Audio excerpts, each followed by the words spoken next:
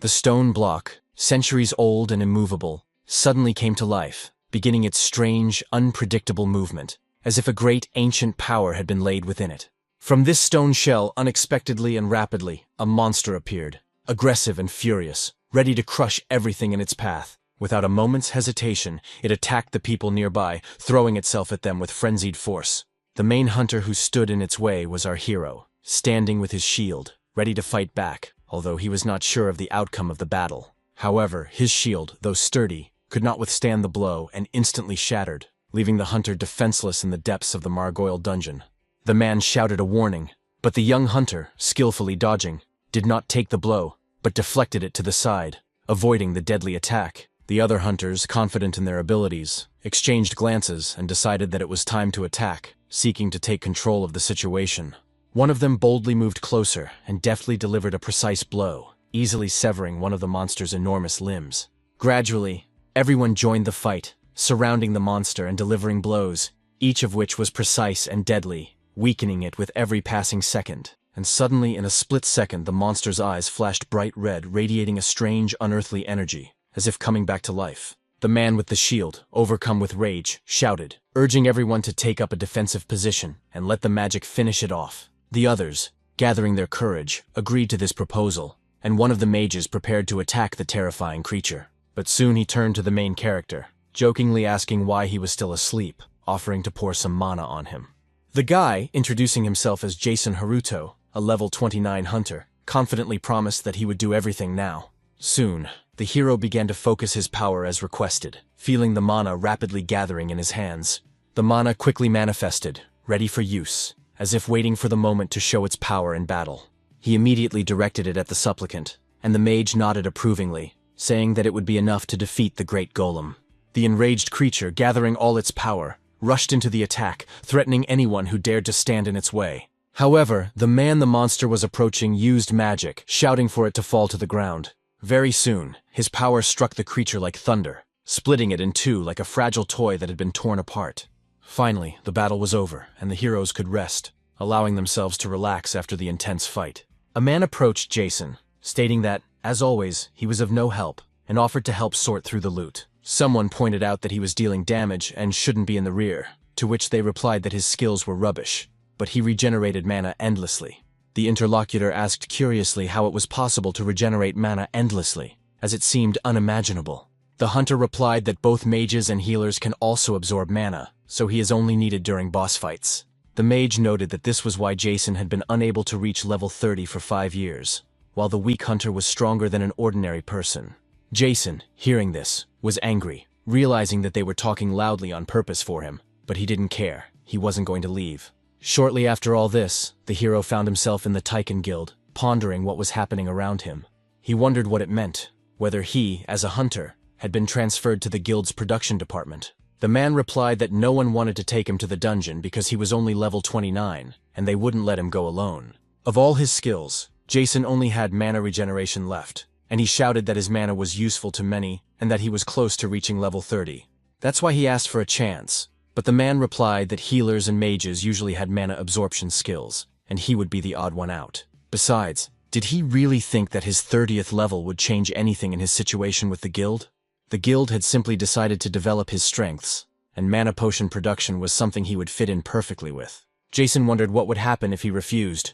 Would they really kick him out of the guild without giving him a chance? They apologized and explained that he wasn't developing, so they couldn't keep him anymore because he was only holding them back. Sitting on a bench, the hero realized that in an instant he had lost his job, and everyone considered his only skill to be the endless regeneration of mana. But in fact, it was a special skill that he had never told anyone about. Surprisingly, he had acquired it even before hunting. Suddenly, a system appeared in front of him, asking if he wanted to copy this item, promising amazing possibilities.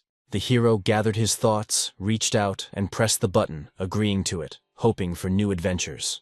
As a result, after a few moments, his food was copied, and the ability was called Control-C and Control-V, allowing him to copy objects. However, upon awakening, he realized that this skill was quite useless for a hunter, although at first he was delighted with it. It soon became clear that the skill was only available to him, and as soon as an object left his hands, it disappeared like a mirage. Therefore, Jason cannot copy money or resell equipment, but there is something else that annoys him the most. There are level restrictions on copying equipment, and the Dagger of Loyalty can only be used from level 90. Due to the user's level mismatch, copying the item is impossible, and the guy was nicknamed Mano Nose for his endless mana regeneration. But in reality, he simply copies and pastes a small amount of absorbed mana, which does not disappear and can be transferred to other hunters. He tried to copy skills in the same way, but to do so, he had to kill high-level monsters, which he dreamed of doing. Then everyone would see what he was capable of. He wanted to reach at least level 30, and heard that the long sword of the Karyu dragon had arrived in Japan. Jason realized that the sword had 2 special skill slots and significantly increased defense, and its method was unique because it had its own level. As soon as the sword is in your hands, the user's level increases by 200, and it can be used from level 13. It is an excellent, legendary sword for a hunter like him. If he copies it, he will become a level 230 hunter, which is a ticket to a happy life. In a week, the sword will be shown in Japan, but the legendary blade has only 10% of its strength left, and is only good for a couple of raids. The sword's owners want to make money from it, and Jason realized that this was a great opportunity. If he could touch it just once, he would be able to recreate the blade forever. He only had to reach level 30, and in a few days there would be a battle in the lair of the Great Spider, unregistered with the Hunters Association. The mage turned to Jason, called him a photographer, and asked him to pour some mana for the upcoming battle. The guy replied that he would do everything now, but preferred to use his copying technique. Soon, a stream of power flowed to his comrade, helping him in battle and strengthening his magical abilities. The mage exclaimed that it was wonderful, and using his power, shouted for them all to burn in the fire of battle. The spiders fell one after another, and Jason couldn't help but think how much he hated fire mages in confined spaces. After the battle, Jason decided to check his level in the system, hoping to see progress and be ready for the upcoming battle. A guy approached him, reminding him that checking his status wouldn't change the outcome, but the hero wanted to prepare for the boss fight. His companion, guildmate David Aoi, jokingly suggested that this front-row view was worth the money, but Jason didn't understand what payment he was talking about. David said that after they finished, they would get together and have a drink, and Jason knew that this man was going down into an unregistered dungeon. He earns money by leveling up, but he also takes food with him, knowing that it is a dangerous place that is not registered with the Hunters Association. Thanks to David, the hero was able to accompany high-ranking hunters. Someone shouted that it was time to finish and move on to the boss arena. The first man stopped and quietly told everyone to stand still, because ahead was the nest of a great spider, and that meant danger. Indeed, they were approaching the cave where the spider lived, along with its eggs, which hinted at a coming battle. This creature was called Alex, and he was the boss of the dungeon with a level of 80, which inspired awe in all the hunters. Jason thought that just looking at it made his knees buckle, and he didn't know if he could easily deal with this horror. David, encouraging Jason, asked what he was afraid of, because killing the great spider was easy, but caution wouldn't hurt. The main thing was to watch its web carefully, because once caught in it, no one could escape, and the eggs should also be avoided. If the eggs were broken, the spider would go berserk, and then everyone would be in trouble, so extreme caution was required. The magician, dissatisfied, shouted at Aoi, asking why he was wasting time on Mononos, as if he couldn't keep quiet. His companion apologized but reminded him that they didn't have time and that he shouldn't distract him, because they had taken him in out of the kindness of their hearts. After that, David moved forward and kicked one of the stones, which led to unexpected consequences. The stone flew off to the side and caught on a web that stretched everywhere, attracting attention. As soon as the stone caught, there was a loud sound, foreshadowing trouble for the hunters. Soon, the mistress of the dungeon realized that there were uninvited guests here, and this angered her. She immediately flew into a rage and rushed to attack the hunters, preparing for battle. The man with the shield shouted for him to be quiet, because his cries had awakened the spider. He had a shield, which allowed him to defend himself from the blow, but it was not enough. He counterattacked with his sword, demanding that she remove her hairy legs from him, fearing her attacks. At the same time, he reminded the others about her web and eggs, warning them of the possible danger. The other hunters understood and immediately rushed to attack from different sides, hoping to win. A bloody battle ensued between the hunters and the spider, and they fought bravely for their lives. Jason watched them fight and hoped that he might be able to reach level 30. The dungeon boss realized that these hunters would not be easy to deal with, and took other action. The man shouted to the others that the creature had started to spin a web, and that everyone needed to hide behind the columns. The wizard, undaunted, exclaimed that he had defeated such creatures many times before, and intended to burn the spider along with its web. Alexa did not stop and continued to release huge amounts of web, creating an atmosphere of horror. A protective sphere began to form right in front of her, which she intended to use for defense. However, the wizard's fire continued to approach, burning everything in its path and setting the surrounding area ablaze. When the fire reached the cluster of webs, it slowed down sharply. The boy screamed in horror that the spider had deflected his fireball. He yelled that this was bad because she was angry and would now show everyone her true power. Jason yelled at him not to do it, because such behavior would only make the situation worse. But the wizard did not listen, using his meteor shower skill, determined to show his power. The man shouted that he was completely stupid, because he could hit her eggs, which would be a disaster. The heroes already understood that everything was bad, because there was no time left to fix it. Upon closer inspection, it became clear that the eggs had already been hit and destroyed, which foreshadowed disaster. The man in the bandana shouted that everything was bad, and that everyone needed to run away immediately, otherwise the spider would fly into a rage. Soon, the web released by the spider struck one of the hunters, confirming the group's fears. David yelled at Jason to run behind the column, as the spider began shooting webs in all directions. Alexa was furious, her anger palpable, and energy emanating from her like a dark storm. Another hunter also got caught in her web, realizing that things were not going as planned. The same wizard who had destroyed the eggs asked in panic why his fireball had not worked on the web. Things got even worse when his voice attracted the boss's attention, making him nervous. He was frightened and began to beg her to stop, without doing anything unnecessary, but it was too late. Panic seized him, and he continued to shout for her not to come near and to get away from them. Of course, Alexa didn't hear him, and using her limbs, killed him instantly. The main character was horrified by what had happened, his eyes filled with shock. He found himself tied up in a web and realized that the situation was truly critical. Alexa, like a predator, continued to approach, destroying everyone in her path. Jason thought that this dungeon should be simple, and he just wanted to raise one unfortunate level, but now he was risking his life. Very soon, Alexa approached him, preparing to attack, her intentions clear. She struck with her limb, but missed, only slightly injuring the guy, which left him a chance to survive. Despite this, he knew that things were very bad, and that he was running out of time. At that moment, the system asked if he wanted to copy the selected object and paste it in place. In fact, this opened up new possibilities for him. Objects usually disappeared after being copied, but this rule did not apply to his body. So he decided to create a copy of himself, because if he died, his consciousness would move to the new version. The dead body would disappear without a trace, as had happened many times before. Jason thought that all this was terrible, and he would never get used to such sights. But he had no other choice in this situation, and he understood that. As soon as the guy moved into his new copied body, the monster attacked again. He used his ability again and, hiding behind a column, realized that this creature would not leave him alone. Even if he copied himself endlessly, nothing would change, and that alarmed him. Suddenly, he heard a sound and wondered if David was still alive, because he had been begging for help. Jason felt sad, apologizing and realizing that he couldn't help his friend. Alexa, hearing the voice, instantly headed in his direction, preparing for a new attack. Jason watched this and realized that the situation was getting out of control. The guy rushed forward, deciding that David had helped him when everyone else had refused, and if he didn't help now, what kind of friend would he be? He ran closer to his opponent and tried to hit him with his weapon. The attack was successful, but because of this action, the guy lost his concentration and was confused for a moment. When he came to his senses a little and looked up, he was relieved to see that his friend was unharmed.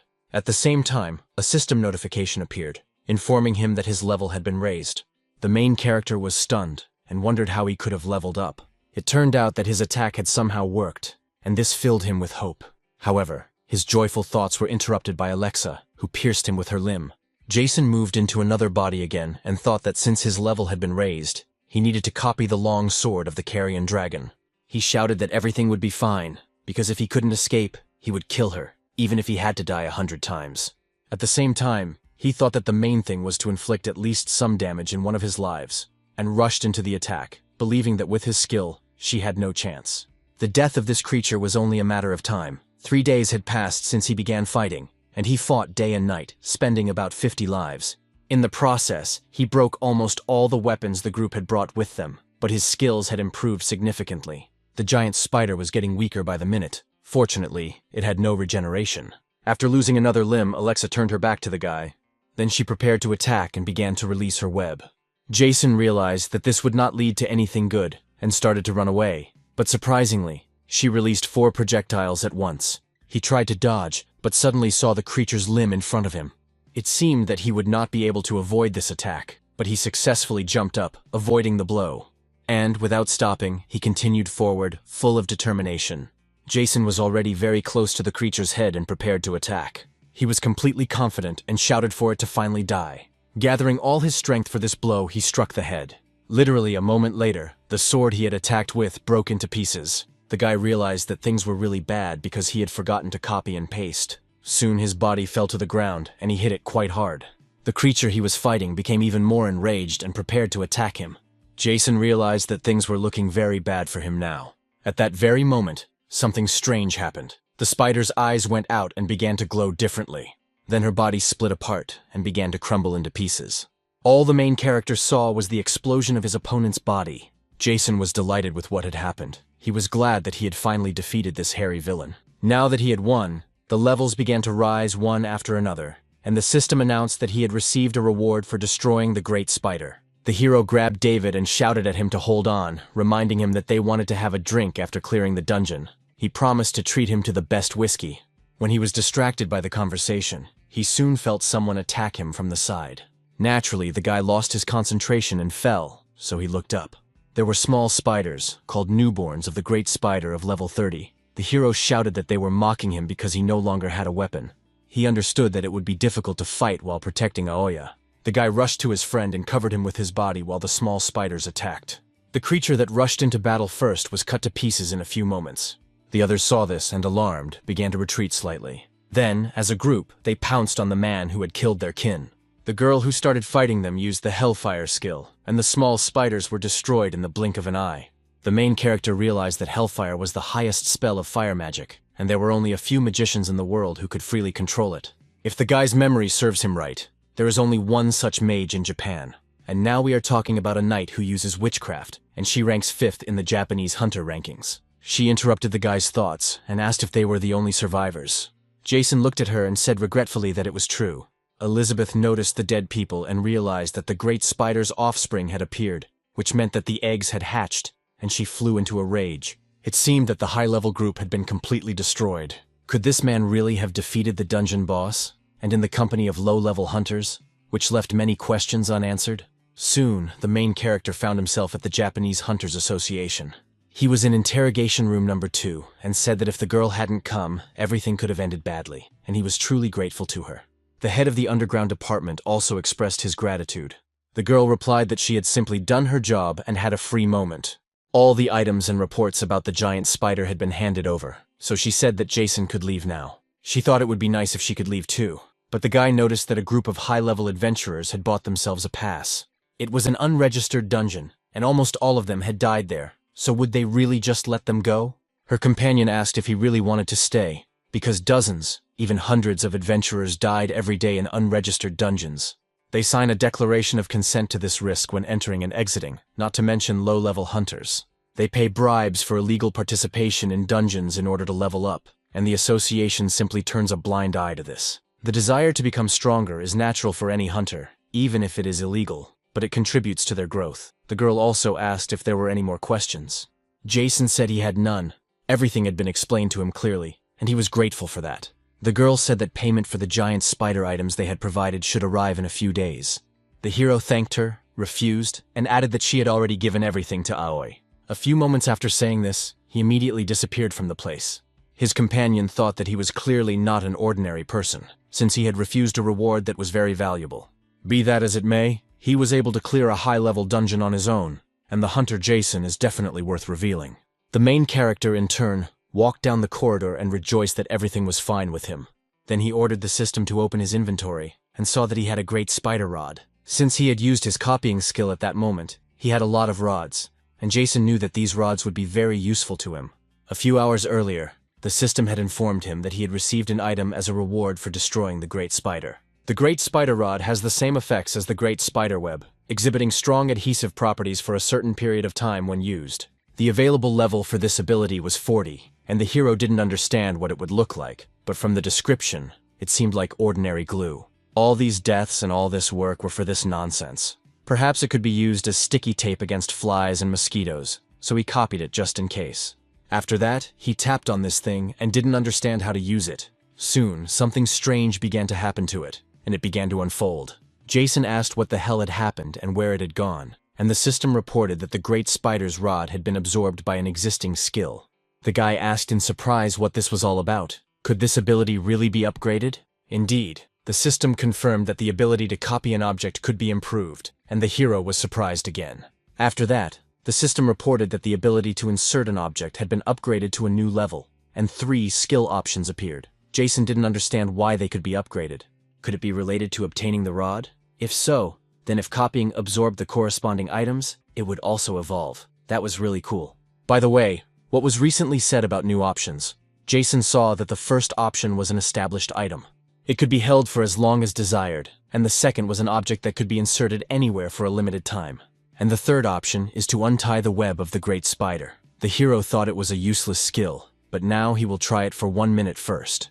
A few moments later, an item appeared from the inventory. Jason realized that he had let it slip from his hands, but it didn't disappear, which was pretty damn cool. However, after the planned time had elapsed, the item began to disappear. The hero realized that it didn't disappear for a whole minute, and that was wonderful. In that case, he decided to copy as many as possible and set the timer for 30 minutes, and then do it for 100 or 1,000. At that moment, he was very happy and laughing in the Hunters Association, attracting attention. Jason thought that starting today, he was rich and could finally live like a human being. First of all, he needed to copy the sword of the Carisian dragon. 2 hours ago, a truck was speeding across the Rainbow Bridge in Tokyo. The road was quite busy, but nothing was stopping him from driving. The lead car was instructed to maintain its speed and distance, and they replied that they would maintain their current speed. George, a level 112 hunter from the International Hunters Association, turned to his companion and asked how many times the girl had been to Japan. Lucy replied that she had been twice, and that she was level 131 and a mage. The man noted that she had said that her mother was from these lands. She must be very happy to return here, he remarked. But the girl pointed out that it was her mother's homeland, not hers, so she simply didn't care. George asked if it was true that the long sword exhibition would end in Japan, and if she had applied for leave. His companion remarked that there was something she wanted to find in the Japanese dungeons, and the man said he hoped that this time she would find what she was always looking for. Lucy pointed out that it was none of his business, but that one day it would affect him too. The lead car reported that they were currently passing through the underground on Rainbow Bridge. Due to the electromagnetic waves of the underground, communication would be interrupted for only 5 minutes. George pointed out that the tunnel was directly above the sea, and wasn't that a problem? The girl replied that he was talking nonsense, because if the tunnel collapsed, it would be a disaster. The interlocutor said that someone should open the window because it was stuffy in there, and Lucy asked what was romantic about a dangerous underground passage. The man remarked that she just didn't understand, because that was the whole point. At the same time, just like on the Rainbow Bridge, an event was taking place in the office at the entrance to the dungeon. Roger, a level 21 newbie from the Great Sages Guild, said how boring it was to work as a ticket seller at the dungeon exit. The man next to him remarked that he was lucky, and yet he was showing off, because 3 weeks ago it had been hell on earth here. His companion felt something strange approaching him, and it hit him. He noticed the creature and wondered what it was. After looking closely, he saw that it was a slug, and it was so cute, but he thought he had forgotten it in this dungeon. So he turned to the man and asked if slime could appear on the surface. The man looked at him and said, "Of course not." Just as he was about to add something to his statement, he suddenly heard a noise. The footsteps were so loud that the man immediately became alert and reluctantly looked back. The creature that the men saw in front of them was enormous and cast a shadow over both of them. After that, the huge troll immediately rushed to attack the people. At that moment, the main character was observing his condition and carefully examining his characteristics. Some of his skills had increased by 30 and 18 points. His class level was 4th, and his skill level was 1st. Jason said that everything was fine, because his stats had increased. He hadn't died so many times for nothing, and now he was at level 50. When a hunter reaches this level, it is easier for him to join a group, as monsters in mid-level dungeons are usually of a similar level. Except for beginner areas, experience grows faster in such dungeons, and you can get more items as rewards, sometimes even rare ones. Therefore, it was easier to level up, and to start with, the guy decided to create duplicates of the Great Spider's rods and try to sell them at auction. Suddenly, his thoughts were interrupted by people who were bullying others and rushing to make way. They were all in quite a hurry and didn't understand how this dungeon could have collapsed. Jason wondered how this dungeon had collapsed, but was it really a breakthrough? The hunter shouted, asking why they had been thrown in there earlier, and the guild member replied that they said the van with the legendary sword had fallen into a trap. Therefore, a request for help was sent to the International Hunters Association. The hero wondered if it was the long sword of the Kyrian dragon. It turned out that he was surrounded by monsters because of the breakthrough, and it was all bad. Flying ships were gathering on the roof of the Hunters Association. The hunters asked to quickly request help from other guilds, their primary task being to protect the wagon with the legendary items. The man asked what kind of nonsense this was and who had given this order, to which the girl replied that she was now in charge and was the commander of their squad. It was Elizabeth who said that she was ordering them to destroy the monsters and protect the civilians, and that this was the most important task. The situation was urgent, so all questions should be left for later. The subordinate said he had no questions. Suddenly, the girl looked to the side and saw a strange situation there. A guy was trying to break through to the roof and said that he wanted to do the same, so he asked them to move aside. The commander said they were in a hurry, so she told him to get in quickly. Jason shouted for the lady to let him go with them because he also wanted to help, but those who were holding him back said he couldn't do that. The girl looked at him in surprise and asked if he was really Mr. Jason. The hero said that he would go too, and if he couldn't fight the monsters, he could evacuate the citizens, because in such a situation, any help would be useful. The commander looked at him carefully, assessing the situation, and agreed. That is why the hunters' ships soon took to the sky and headed for the scene of the incident. Elizabeth said that he had managed to save his comrade in the dungeon and from the giant spider, and now he wanted to help evacuate civilians, which was commendable. Jason smiled and thought that, in fact, he was pursuing his own goals. The man asked if it wasn't strange that only 3 weeks had passed since the Rainbow Bridge breach had been closed. The commander noted that anything could happen in their world, including another dungeon breach, and no matter how many times it happened, they would go to the epicenter every time to prevent a repeat of the disaster that had occurred 15 years ago. After these words, those present covered their mouths, and everyone remembered what had happened then. The hero thought that he remembered these events as if they had happened yesterday. It was then that simultaneous dungeon breaches occurred around the world. They call what happened an international disaster, which occurs when not enough monsters are exterminated in the dungeon. In such cases, the dungeons become overcrowded and collapse, forming a breach, and then the monsters break out, attacking peaceful residents. It was in this very chaos that the main character's parents died. He has never told anyone about this, and no one would believe him anyway. But at that moment, a supernatural creature from another dimension appeared and gave him what seemed at the time to be a curse. Naturally, the boy was very frightened when this happened. The creature called it a gift and set a time limit of 20 years. Of course, the boy doesn't know if this means the duration of his abilities or his life, but the hourglass of the curse continues to run even now. Remembering what had happened, Jason also thought about his time limit. Thoughts also came to his mind that the creature had appeared during a great catastrophe. So when it reappears, another cataclysm will occur, and there are only 5 years left until then. The boy realized that he needed to develop his abilities, become the strongest hunter, and perhaps he would be able to prevent the catastrophe and lift the curse. But to do that, he desperately needed the blade of the Kyrian dragon. Meanwhile, explosions could be heard on the Rainbow Bridge. Peaceful residents abandoned their cars and began to flee from the monsters that had appeared from the breach. Naturally, hunters arrived at the scene and tried to fight them. The boy watched and thought that there were too few of them, and that they would not be able to protect all the civilians. At that moment, a goblin appeared behind him and tried to attack him. But the man noticed it and easily killed it, cutting it into several pieces. Although the attacks on him did not stop at that moment, because there were a huge number of monsters, and they attacked. Since the guy didn't have time to react to this attack, a man from the side helped him. He turned to the young man and told him not to count crows while fighting. The young man smiled in response and expressed his gratitude. The older hunter said that if he relaxed again, he shouldn't expect any help. Roger understood that he was not shy about expressing himself and called him a sidekick. However, it was the elder who saved him from the orc, and today was the second time he had come to his rescue. Therefore, the young man was determined to repay his debt. The man noticed that he seemed to have lost a lot of blood and was feeling nauseous. Roger asked, by the way, if there was any news about reinforcements, and his interlocutor replied that due to magnetic waves in the dungeon, they could not contact them. But they surely already know about the situation and are heading there, so people should run to the beginning of the bridge. In that case, they would meet up with reinforcements faster, the guy asked. Really there? The senior replied, it doesn't matter. It's definitely better than dying here. That's why he should keep up and follow him. A huge monster attacked the van. This creature was level 190 and was called the Bear King. George asked the girl if she was sure everything would be okay, and Lucy replied that she understood his concern.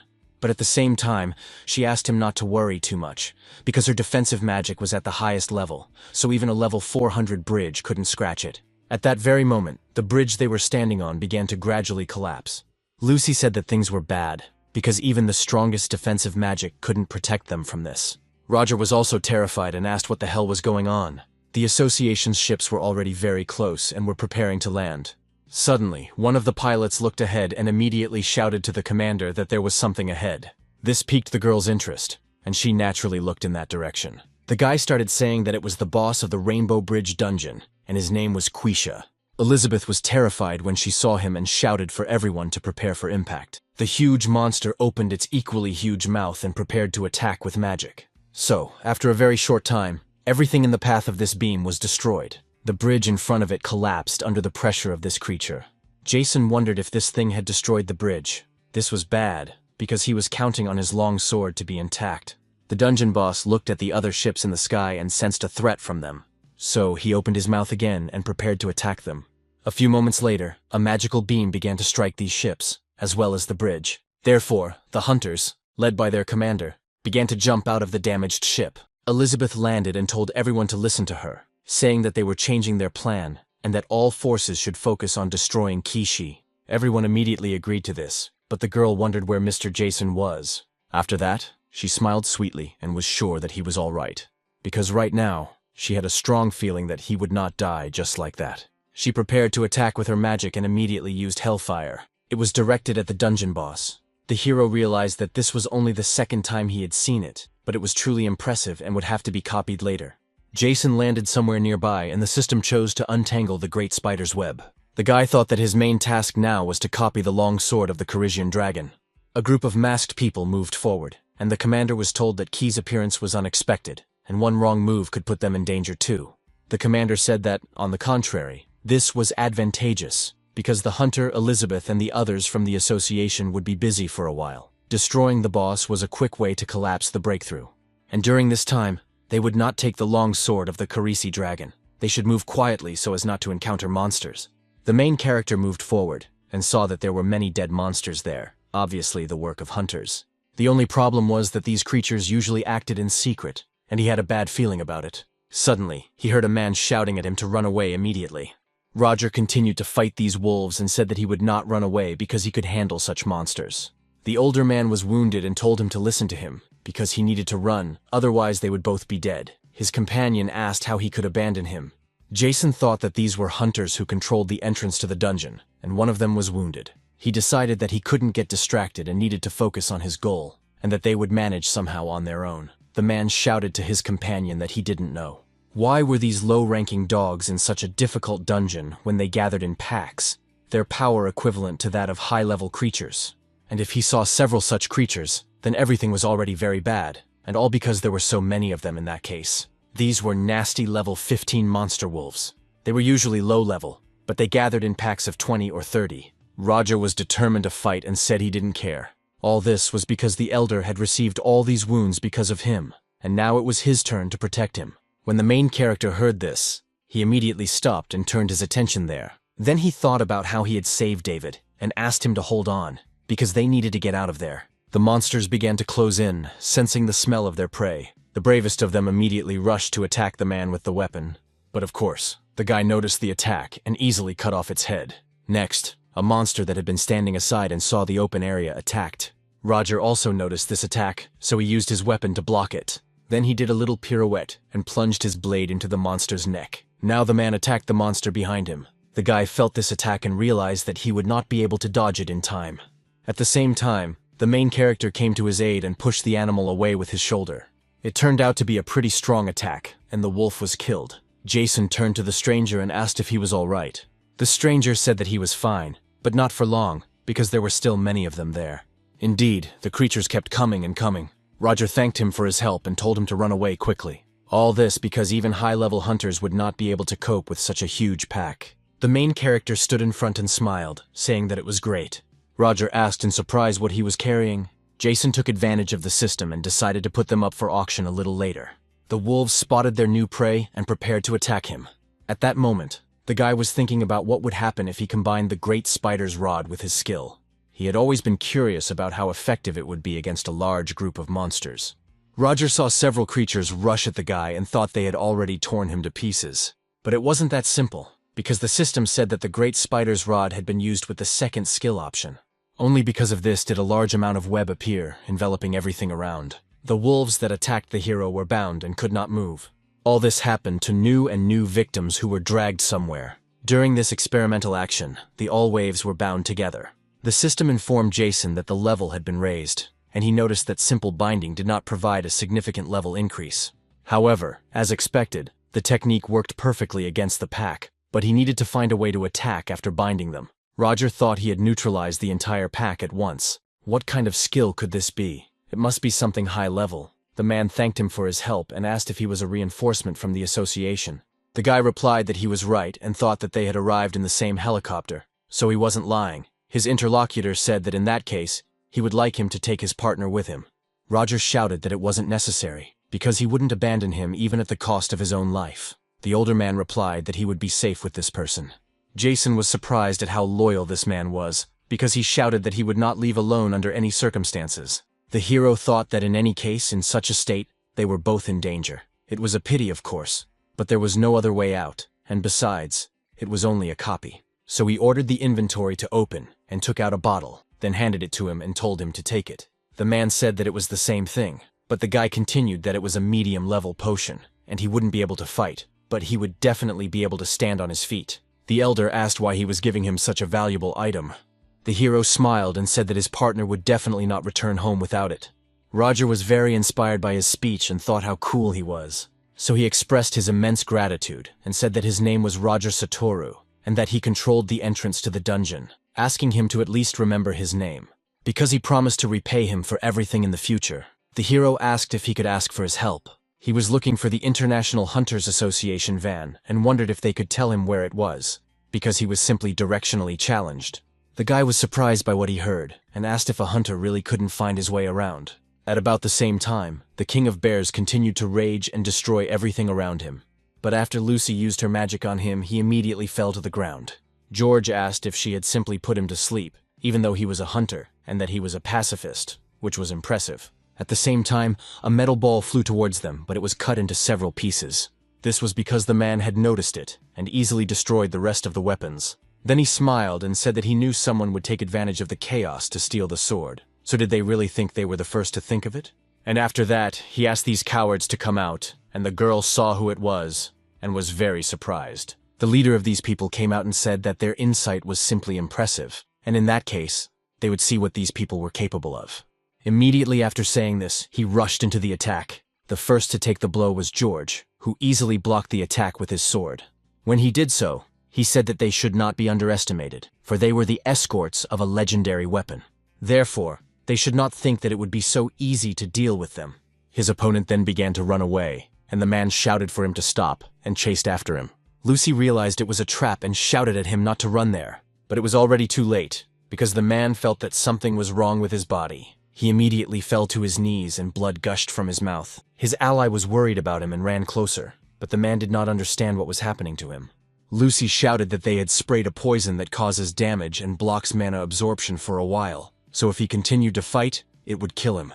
The captain of the attackers said that this mage had good intuition, that they had underestimated them, and that this was just their usual way of working. Her companion noted that it was still a common practice to use poison against people, despite the association's ban.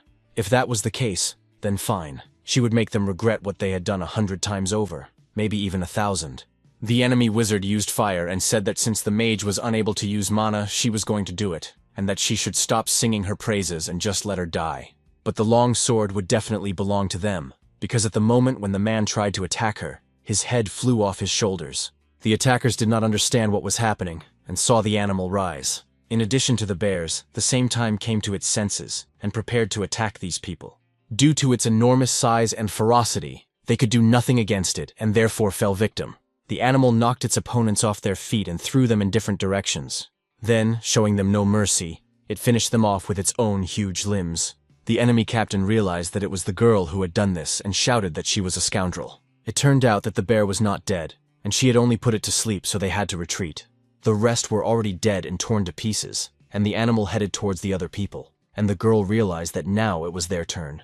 George wondered if she would just try to put it to sleep again. His companion asked if he had forgotten that she couldn't absorb mana right now, and her comrade said he knew that her pacifism would one day turn against them. It seemed that his bet had finally paid off today. The girl replied that this was indeed the case, but he didn't have to die because of his own fault. Immediately after these words, she moved forward to fight. Several magic circles appeared in her hands, which she intended to use to attack. Her partner noticed what was happening and asked what she was doing, but Lucy, in turn, did not stop and continued to run straight towards her opponent. Of course, due to the use of mana, her body was negatively affected by poison. As she had expected, absorbing mana completely blocked her abilities. The Bear King saw that his prey was heading straight for him and immediately tried to attack her. Lucy realized that there was nothing she could do, so she mentally changed in front of her partner. But what she saw before her eyes stunned her, because the hero used his skill. A web appeared in front of the bear and began to spread around. It also touched the bear's huge limbs, clinging to them. Soon, its body was almost completely enveloped in the web, which bound it. The creature couldn't understand what was happening and screamed loudly, but nothing could be done about it, and soon it fell to the ground. After what happened to it, the main character approached it and stopped near its snout. Roger said that it was just wonderful, because he had caught the king of bears in one fell swoop, and that was impressive. The hero thought that he himself was in shock, because he did not think he would succeed. The boy called Jason Sr. again and said that he was really cool. Jason asked why he called him that, since they were almost the same age. His companion pointed out that he and the man had saved his life, so he should respect and honor them both. The hero thought that now he would not be able to get rid of this man. He then turned to the conveyors and asked if they were all right, since they were from the International Association. After what had happened, Lucy was very surprised, so she stood there and said nothing. George stood up and asked if they had also come for the sword. Jason replied that this was not the case. They had come for Togo to help protect him. The man replied only that they had been attacked by a group of robbers, and why should they believe them now? The guy looked to the side and realized that these corpses had come for the long sword, but had been killed by the Bear King. But now it was unclear what to do because it seemed like he was about to attack. The man stood there with a very suspicious look on his face, staring intently at these people. Roger shouted, "Is this how you thank your saviors?" He risked his life for them, and they call him a robber. This man is a hunter from the Japanese Association. He and his senior were the controllers of this dungeon, and the hero thought he had arrived just in time. That's why all he had to do was season everything with creme fraiche sauce, so he quietly told them to open their inventory. Then he took out a medium-level potion and said that they hadn't drunk it yet, as it was something similar to their wounds, which were quite serious. He thought he would do everything he could to get the sword of the Carissian dragon, and that this investment would pay off handsomely. So he told them not to be shy and just drink the potion, so the escorts took it in their hands. Lucy looked at the mixture in her hands with considerable suspicion.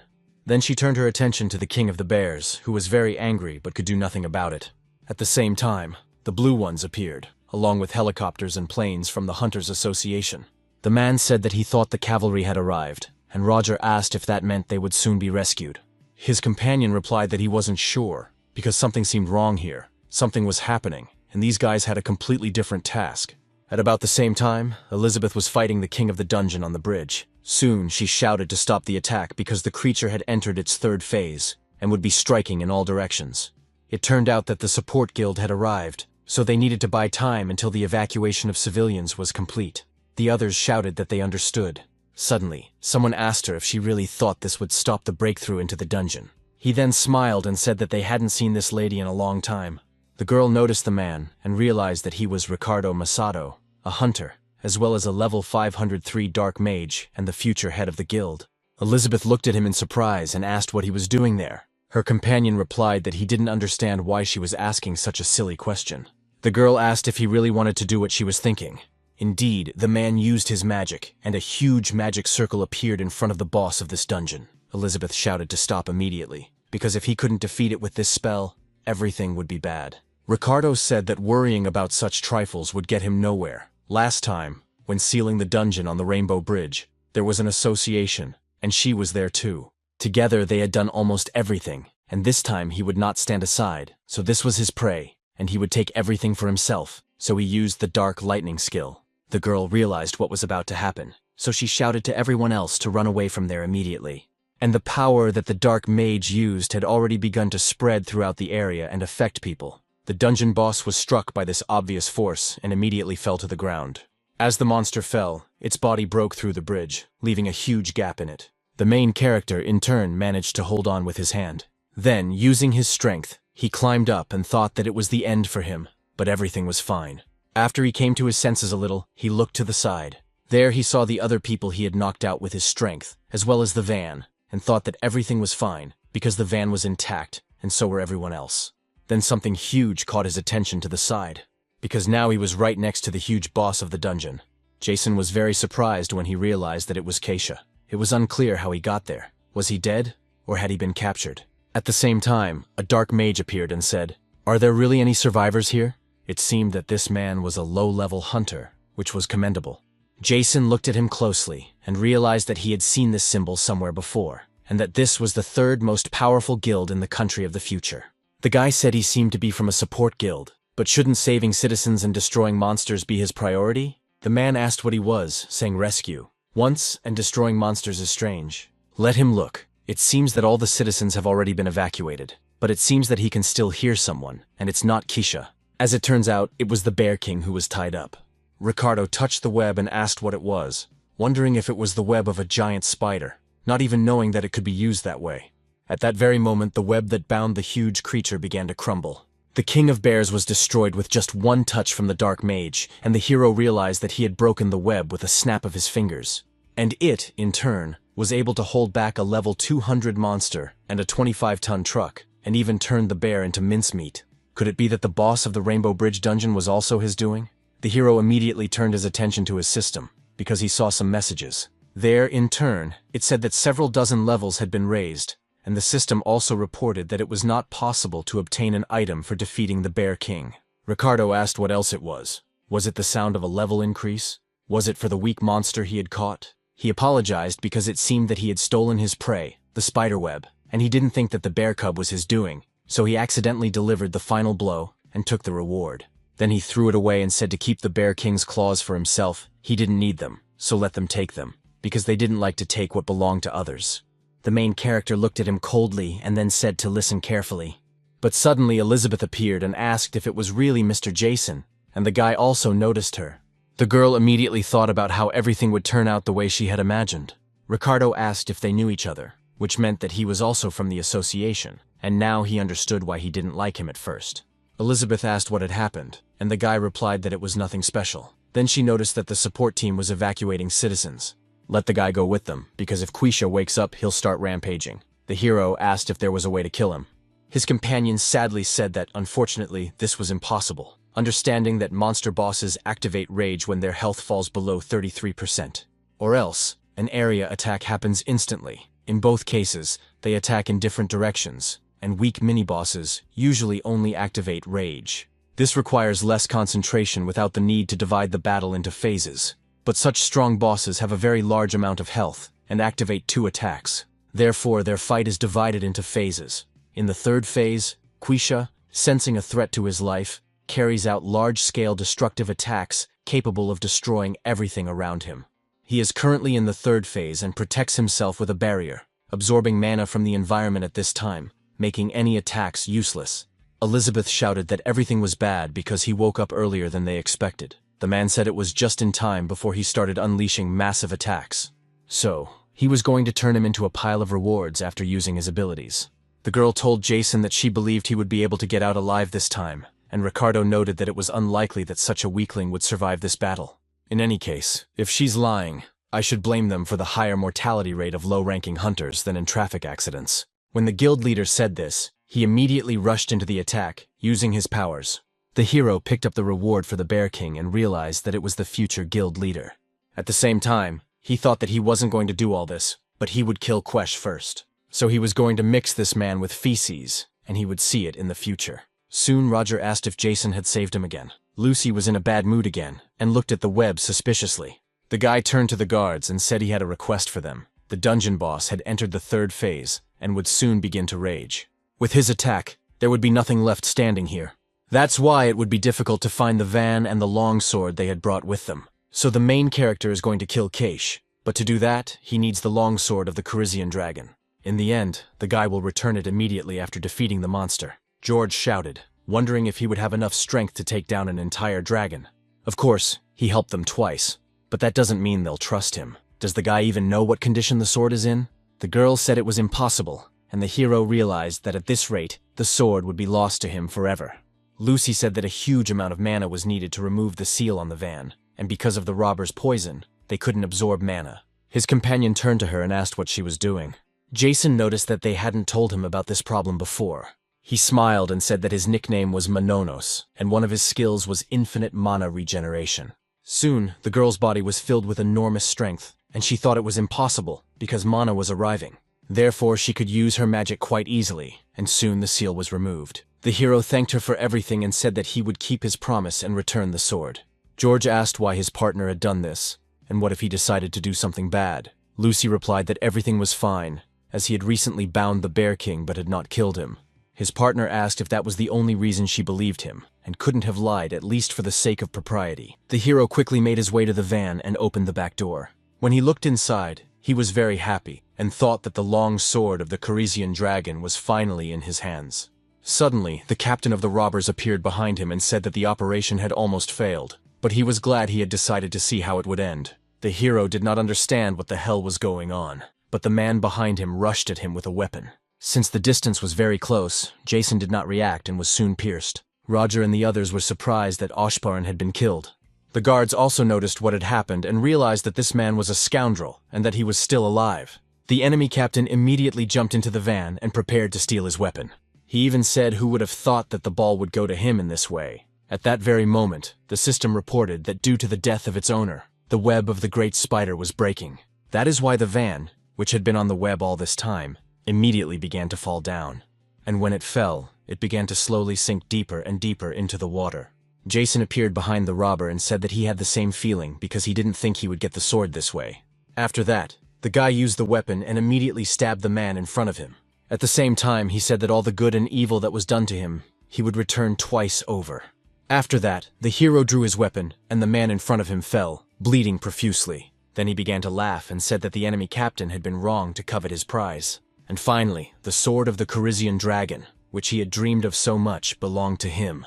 The first thing the system asked was whether to copy the dragon's longsword. The hero shouted, "Of course it must be done," and pressed the button at that very moment. But at that moment, the system reported that copying was impossible, because the user's level did not match the required level of the object.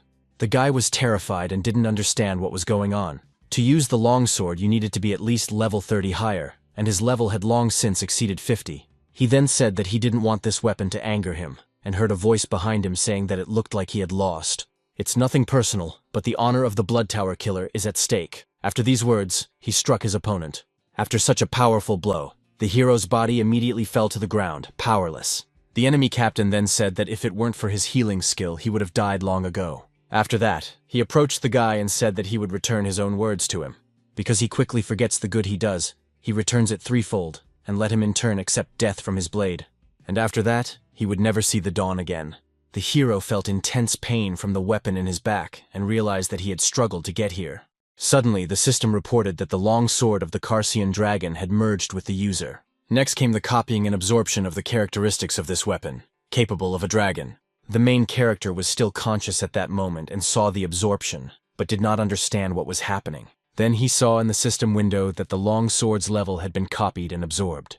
This was followed by the copying and absorption of the weapon's passive skill, after which the defense was increased by 35%. Then there was copying and absorption of the first unique weapon skill, called vampirism. Next, the second unique skill of the dragon's sword, called berserk, was absorbed. Very soon, all the characteristics of this weapon were completely absorbed. The system reported that the user's health level had decreased by 25%, and the defense mode of the Corisian dragon long sword users was activated. The second unique skill of this weapon, called berserk, is automatically activated. Copying the second unique skill of the berserk longsword has been inserted. The boss of the Rainbow Bridge dungeon was screaming viciously and preparing to attack. Ricardo noticed that things were bad, because he was about to hit the area and things were bad. The dragon was already in the final stages of launching its attack. Suddenly, she saw something appear below, where the van with weapons was, and in just a few moments, the enormous creature was cut in two. Elizabeth and another high-octane hunter were amazed by this. At that very moment, the system reported that the dungeon boss had been destroyed and the breach sealed. Soon, everyone was at the Hunters Association in Japan. At 4 p.m. today, many civilians were injured as a result of the Rainbow Bridge dungeon breach. Irreparable damage was also caused. But thanks to the prompt actions of the Hunters Association and the Guild, the situation stabilized within 2 hours. However, some are concerned that the association does not control the dungeon well, but the man told the others that there was no need to make such faces.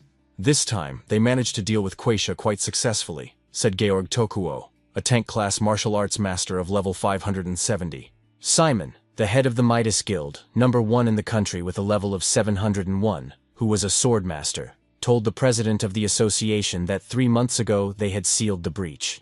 Dalton, the head of the Taiken Guild, a healer with a level of 610, said that sealing it did not guarantee that the dungeon would not be disarmed again. The guy asked if it was really necessary to monitor the dungeon so closely that in such a short period of time, when the situation was resolved, it would require an official review of ownership. Elizabeth sat sadly and wondered if Mr. Jason had managed to escape. Simon slammed his fist on the table and said that he was only interested in one thing. Usually, it takes at least 6 months for a boss to revive, but doesn't that mean that Mrs. Elizabeth didn't finish off Quash last time? He continued to stare intently at the girl, and their eyes met. At that moment, she became angry and then touched the table. Then the others saw that she was using her power and didn't understand what was happening. Soon, the pressure on the table became so strong that it began to collapse. Therefore, in a moment, it was destroyed, and the remains flew in different directions. Ricardo sat calmly, protecting himself from them with his aura. The man asked the lady what she was doing and why she was acting so strangely. Simon was also very angry after what he saw and was already preparing his power to attack. Suddenly, he heard someone addressing him politely as, "Sir." It was Georg who apologized for the disrespectful behavior of their employee and offered his apologies on her behalf. The interlocutor was outraged and said that she had completely lost her fear if she continued to provoke him like this, swearing that she would soon die. The girl was even more outraged when she heard these words. She then stood up and said that it was better to see once than hear 100 times, and if they still didn't understand, she showed them the shockwave reward for killing Kwayashi.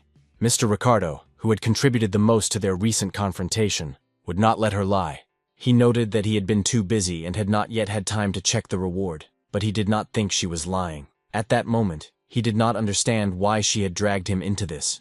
Georg noted that everything was clear, that it was only thanks to Mr. Ricardo that everything had ended with minimal bloodshed. After these words, everyone began to applaud and thank him for his work, but he asked them not to. Then he turned his attention to the girl and wondered if it was really true. She, in turn, smiled slyly, and it was clear that she was satisfied with the situation. The man thought that this scoundrel was harboring resentment because he had intervened. So the girl would pay for this, because he would not forgive such humiliation, and he would definitely find the scoundrel who stole Quesh from him. Elizabeth said she would take responsibility for finding out the cause of the subway breakdown. In addition, she would also seek accountability from the guild for the delay. Those present immediately lowered their heads, realizing that reinforcements would be a long time coming. The girl said that it seemed that all questions to her had been exhausted, and that she would take her leave. Then the door opened and George appeared, saying that everything was fine and the meeting was not over yet. He had come on behalf of the International Association and Hunters, and he had important information to convey to everyone present. Due to a recent break-in, the world's only long sword of the Karisi dragon had been stolen during transport. The sword was on its way to an exhibition in Japan, and everyone was asked to actively participate in the search. There was an official letter from the International Association requesting assistance. Simon noted that when the van was attacked, he heard that they had removed the seal themselves, and Lucy noted that this was done at the request of Hunter Roger. He was an employee of the Taiken Guild and Hunter Jason from the Japanese Hunters Association. Georg and Elizabeth were very surprised when they heard this information. Even Ricardo, who took note of the information, was greatly surprised by all this. Dalton noted that Roger was indeed one of her people, but it wasn't that simple. Georg looked at his device and said that there was no hunter named Jason Haruto in the Japanese Association. Elizabeth realized that the situation was taking a turn for the worse, because she was the one who had taken him on the mission. The man looked at her and realized that this was his chance for revenge. So he asked them to wait, wondering if they meant the one who tied the king bear with a web. They had a minor disagreement on the spot, but he was surprised because he also thought he was from the association. So he asked Miss Elizabeth how to understand this, because it seemed that she knew him. So they asked if it was really him who stole the long sword of the Carisian dragon. At that moment, the man took the weapon into his own hands. But it was not the main character, but Michael Takumi, the head of the Dark Guild Bloody Tower with a level of 301. He declared that it was the legendary blade, and simply took it in his hands. The level will increase by 200, and the runes on the hilt help to recognize the owner. The billions spent on organizing the breakthrough of this dungeon were worth it, and it was delightful. His subordinates were stunned, and wondered if it was true that the leader had really made a breakthrough. The leader said that this man had lost all his fighters, and asked if he wanted to explain himself. He immediately bowed and apologized, saying that some strange man had followed them, but there was no need to worry because he was surely dead. The man covered his mouth for a few moments, then said that everything was clear and that it was a good job. It turned out that the corpses no longer needed the money, so their share would belong to him as his reward, and now he could count it. The guy thanked the master and said that now the task could be considered complete. But Michael said that wasn't the case, because he had failed, and his interlocutor asked what that meant. The boss asked who would sell the world's only legendary sword for only 10 billion, since he had taken on this task to get information about it. The subordinate said to wait a second, because failure of the task meant death for their guild. Then the master got involved, who was simply a scoundrel, because he had planned to kill him from the very beginning. Michael used his power and said that it was nothing personal, but he didn't need any witnesses, and besides, he hoped that Karen accepted Yen. The glass behind the man cracked a few moments later, and very soon a subordinate appeared on it who was killed. Michael's next action was to cut the man into several pieces, and the system reported that the weapon's durability had decreased by 2, and there were 8 left. The man realized that it would be quite annoying if it broke before he had a chance to repair it.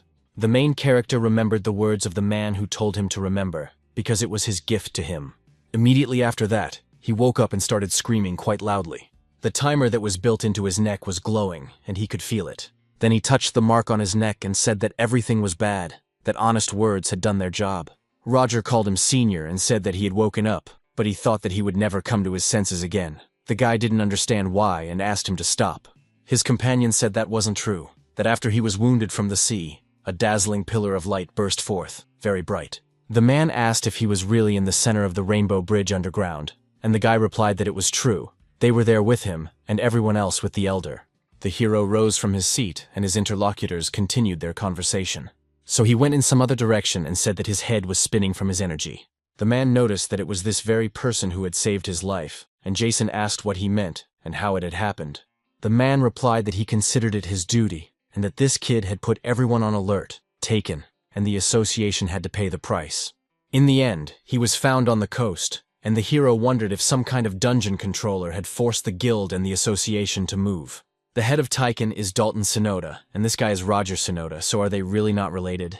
The guy couldn't believe his own thoughts and thought it was nonsense because they weren't in some kind of movie. The conversation continued in the office of the chairman of the Hunters Association. Elizabeth said that she understood everything, meaning that the hunter Jason had died after all, and the man replied that it was so, that he had seen his death with his own eyes. But now it seemed to him that the girl was not surprised at all, and he couldn't understand why she was reacting so strangely. His conversation partner noted that the work of hunters always carries risks. The man was surprised again, and Georg said that he had seen their official letter requesting cooperation.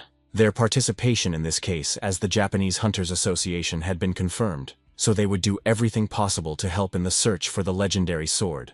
Lucy remarked that in that case, they should provide several high-level hunters, since they knew where the sword was located. The interlocutor said that he had, of course, expected something like this, but had they already established its location? It was magic for tracking the opposition.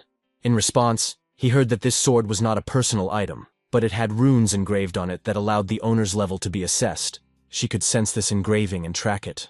About an hour ago, someone had used it again. Elizabeth thought that they had not been told that the engraving could be sensed. She could also track it, and that was why Jason had been given permission to use it. The girl said that before it was stolen, it had a durability of about 10, but someone had used it and the durability had decreased. The interlocutor said that soon it would disappear. It was the only clue to finding her mother. This refers to the woman who disappeared during this incident 15 years ago. Lucy asked how she knew this. Elizabeth replied that they weren't stupid either, and that they knew the stolen longsword was her mother's heirloom. The girl immediately stood up when she heard this information. She then bowed and asked Mrs. Elizabeth to help her recover her mother's heirloom. When the conversation ended, the girl walked down the corridor and thought that Lucy and George were hiding something. The story with Mr. Jason also aroused her suspicion, because she did not think that he would die in this incident. Her thoughts were interrupted by a man who addressed her. It was Dalton who asked if something was upsetting her, or if something had happened. She replied that everything was fine, and asked if he had business with her. The guild leader asked why she didn't return to Taiken. The girl sighed sadly, and said that the dungeon was getting bigger and bigger, And instead of protecting them, the big guilds were playing capitalism. All they cared about was damn profits and stock prices on the exchange. If it turns out that the breach was the result of Tycoon Guild's negligence, they would be in big trouble. That's exactly why she doesn't want to go back to the association, which has a lot of things that require his attention. She also called this man her father. The man smiled and said that he actually wanted to talk to her about something else, and once again said too much. Before the next trip, he asked her to visit the Central Hunters Hospital, and the main character was actually on the roof of this central hospital. He then called up the status window to check his stats. His health, mana, and basic defense had increased, as had his skill and class levels. Although the guy didn't manage to copy the Coresian dragon's blade, it seems he managed to absorb all of its positive characteristics. Even if he had stolen it, it was unclear how he would have been able to go hunting with it without arousing suspicion, so it was even better that the Rage skill activated at the right time. Rage is the second unique skill of the sword, doubling all characteristics and the user's level, lasting 1 minute, with a recharge time of 1 day. The activation conditions are triggered automatically when the user's health falls below 25%, and right before death, the guy turned into a berserker. It was terribly painful, but thanks to this he managed to tear apart Kuesh, whose level exceeds 400. Soon, the system reported that the monster had been killed, and a reward had been received for its destruction, and the system also absorbed the shockwave by copying it. The copy skill was improved, and Quaisha's shockwave was absorbed and turned into the internal vibration skill. The shockwave was also absorbed into the insertion skill and turned into internal vibration. The Great Spider's web drips water at level 2, so when the web is used, the unique wave and vampirism are activated simultaneously. While all this was happening, the main character continued to sink deeper and deeper into the water. Jason thought that the copying skill had evolved, and now it was possible to absorb even drain abilities, so that was just awesome. He had just tried using the internal vibration skill, and it was really cool. Plus, he was now at level 276. In the end, all he had to do was find the one who wounded him and get the legendary weapon. Suddenly, he heard a voice asking why she was hitting him. The guy didn't understand what had happened, but it piqued his interest. It was Elizabeth, who said that she had warned him that if it was dangerous, he should immediately drop and run. Jason understood, and thought that she could be so harsh. He wondered who was so unlucky and what she needed in this hospital. Roger called her a little sister and said that it was her own fault for not being able to seal the dungeon completely. She asked if he was really a fool. The hero was horrified and thought, what other sister? Although it was true, because they were both synods. Then he remembered his interlocutor, who said that they had raised the guild and the association, so they had a hard time. The guy thought it was just a coincidence, but could they really be brother and sister? The girl asked if Mr. Jason was also okay and where he was now, but the interlocutor said he didn't know. The hero realized that they were looking for him, but did they find out that he pretended to be a hunter of the association in order to steal weapons? This was bad. He couldn't let them find him. In that case, he had to get to the legendary blade first. And just as he was about to run away from this place, he bumped into someone. It turned out to be George, who said that he had survived after all. Then he looked at the boy quite angrily and called him a thief of legendary swords. The boy was stunned when he saw this man and realized that he had been caught. Without hesitation, the man grabbed him by his clothes and called him a scoundrel. Then he hit him hard against the wall and told him to tell him where the sword was, because if he didn't, he would smash him into the wall. Jason tried to say, "Wait a second, this is a misunderstanding." The guard asked what misunderstanding had killed him, but now he looked perfectly healthy. So was he really in cahoots with those people? The main character realized that the situation was such that the guard didn't want to listen to him at all, and things were looking bad. George immediately used his power and took out his sword. Then Lucy yelled at him, asking why he had drawn his weapon in the hospital, and he told her not to worry, because he wasn't going to use it. It's just that if he doesn't make this liar come true, he won't be able to calm down. The main character thought that he really didn't want to resort to this, but there was nothing he could do, and his inner vibration ability was activated. The blade was already heading towards the guy, and he also reached out to him with his hand, but before the blade could even touch him, it began to fall apart. George saw what had happened and was shocked that his weapon had been destroyed. Roger and Elizabeth also approached, looking surprised. The girl carefully examined what had happened and wondered if it was really a shockwave from Keish, but it was unclear where it had come from in Jason. In addition, it was completely incomprehensible why his aura had changed so dramatically. The concert hall was very loud, and a fairly popular band was performing there. The band consisted of girls who were energetically moving around on stage. The crowd cheered when they heard their songs, and soon the concert came to an end.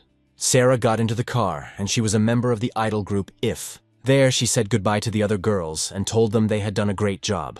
Immediately after that, she started the engine of her car and drove away. One of the girls asked if Sarah's parents were rich, and her friend replied that how else could she explain driving such a fancy car. Another member said that it was very cool, and that she also wanted to drive a sports car like that. When the girl was almost out of the parking lot, she saw another car in front of her. She stopped quite abruptly because of this, as she almost had an accident. Fortunately, she managed to do so and avoided a collision. Angry, Sarah opened the window and shouted at the driver to ask who taught him to drive. At that moment, the driver opened the door and slowly began to get out of the car. It turned out to be Michael, the leader of the Bloody Night Guild. Her companion noticed him and realized who he was. The man approached her car and threw a case with a legendary weapon inside. Then he approached the woman and asked if the filming was over. If so, would she like to go down to the dungeon? That is, if she wanted everything to remain as it was before. The main character and the Steel Ones arrived at the place where the long sword of the Carizian dragon was used. After examining it, Elizabeth said that there were no traces left, and Lucy added that it seemed they were too late. The hunter said that meant all they could do was wait until the sword was used again. After these words, there was an awkward pause, and the girls began to think about it. Suddenly, the hero drew attention to himself and said that there was a bloody tower there, which happened at the moment when the villain was trying to kill him. He said that the bloody tower was from the guild, and the girl said that she had never heard of such a guild, and that it was probably one of the Dark Ones. Jason said he understood and even he didn't know about it. George noted that if they waited for the next application, the sword might break. Elizabeth shouted that there was no need, because they had a lead and would now work on it, and she, in turn, knew someone who could help them. It was exactly 15 years ago that the terrible disaster happened, which took many lives, and at that very moment, a certain creature had given the girl this power. At first, she thought she had awakened as a hunter, but it was a completely different ability. The skill that the system suggested the girl use could return an object to its original state. Her skill was a combination of keys on a computer that allowed her to restore everything to its original state, and this ability could be used on both people and objects. So she bought broken or discarded items that were valuable to her, restored them to their original state, and sold them. Although it could not be called a healing or restoration ability, she earned money by returning people and their body parts to their original state. As a result, it turns out that there were limitations to this ability, but she needed money, and a lot of it, because her parents had suffered during a great disaster and currency crisis. The little girl tried to return them to their previous state, but she needed mana to use this ability. Without it, she could only roll back objects and minor injuries. Mana is a kind of energy that is only available to hunters. Then the girl, risking her life, went to the dungeon to get mana there, and she did it as a porter. But sometimes she healed wounds, and so she was a healer. For an ordinary person who was not a hunter, going into the dungeon was as dangerous as entering a lion's cage unarmed. But it's funny that she suffered the most damage from the contempt of her fellow party members, who asked her if she really wanted mana like some kind of beggar. Of course, there were also more terrible moments when the girl lost her companions. It seemed to her that this ability only caused problems, so she wanted to give it all up. Suddenly, a man approached her and remarked that it was all very interesting. Not only was she begging for mana like a homeless person, but she also started stealing, and that's when she met Michael Kurosaki. The man said that her house was so empty, and he didn't understand what she was spending her money on.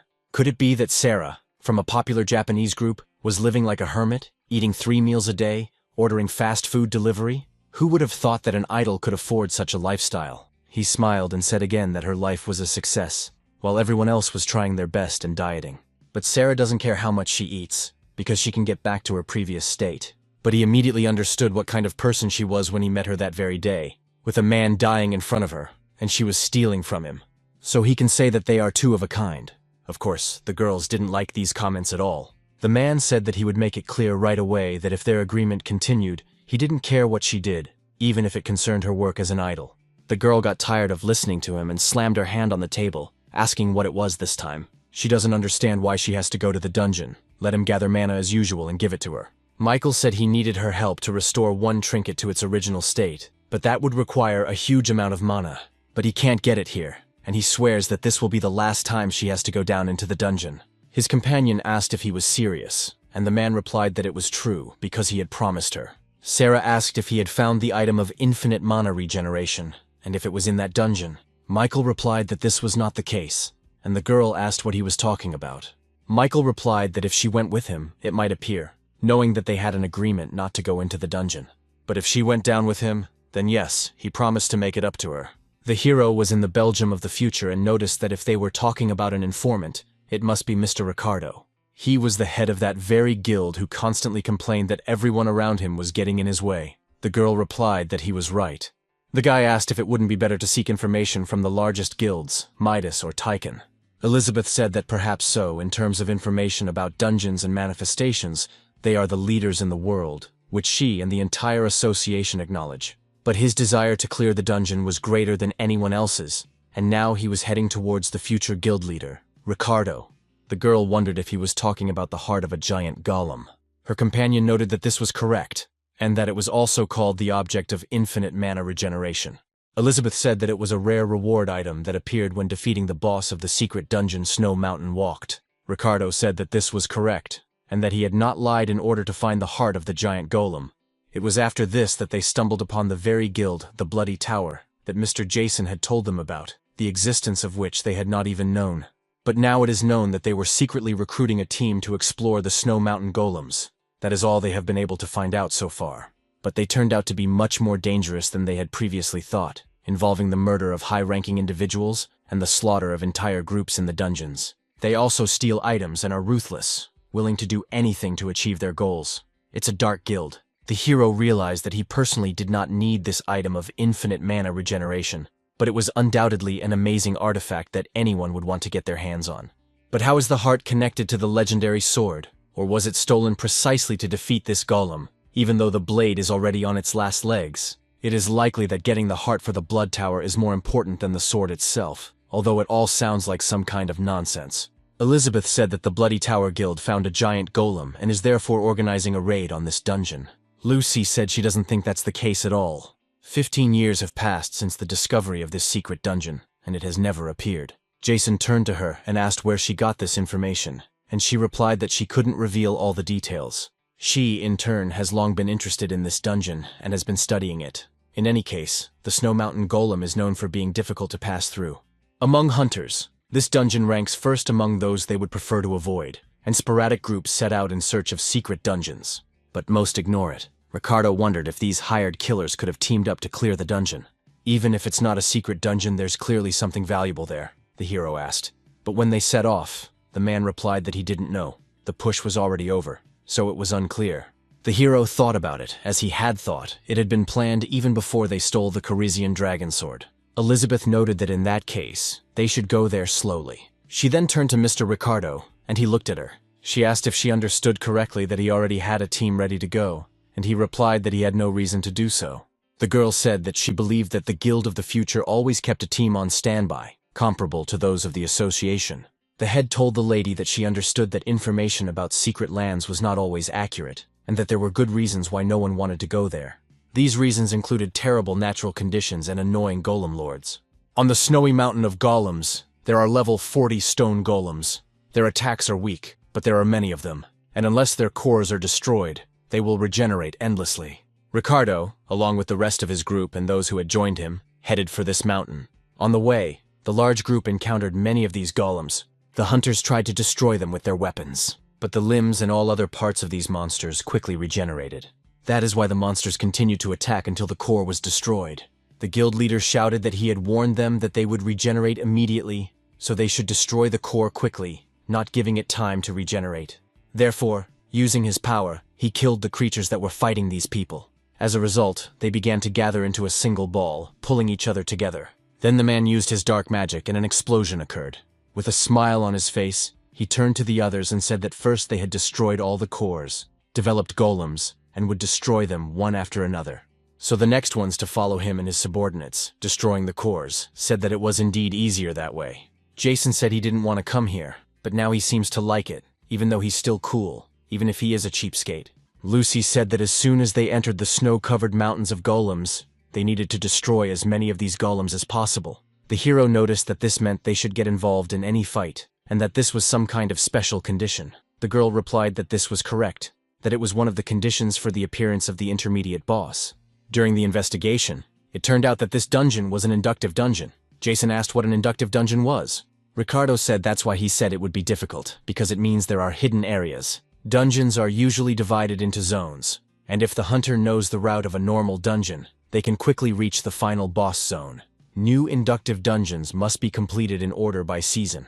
If they are lucky enough to complete one zone, the rest will simply not appear. Lucy said this is just a guess, but probably 15 years ago, due to some mistake, this dungeon could not be completed. Because of this, the secret area did not appear. The hero noticed that in order for the intermediate boss to appear, you need to defeat a lot of golems. The girl said she didn't know how to restart the dungeon, so they had no choice but to stick to the conditions and move forward.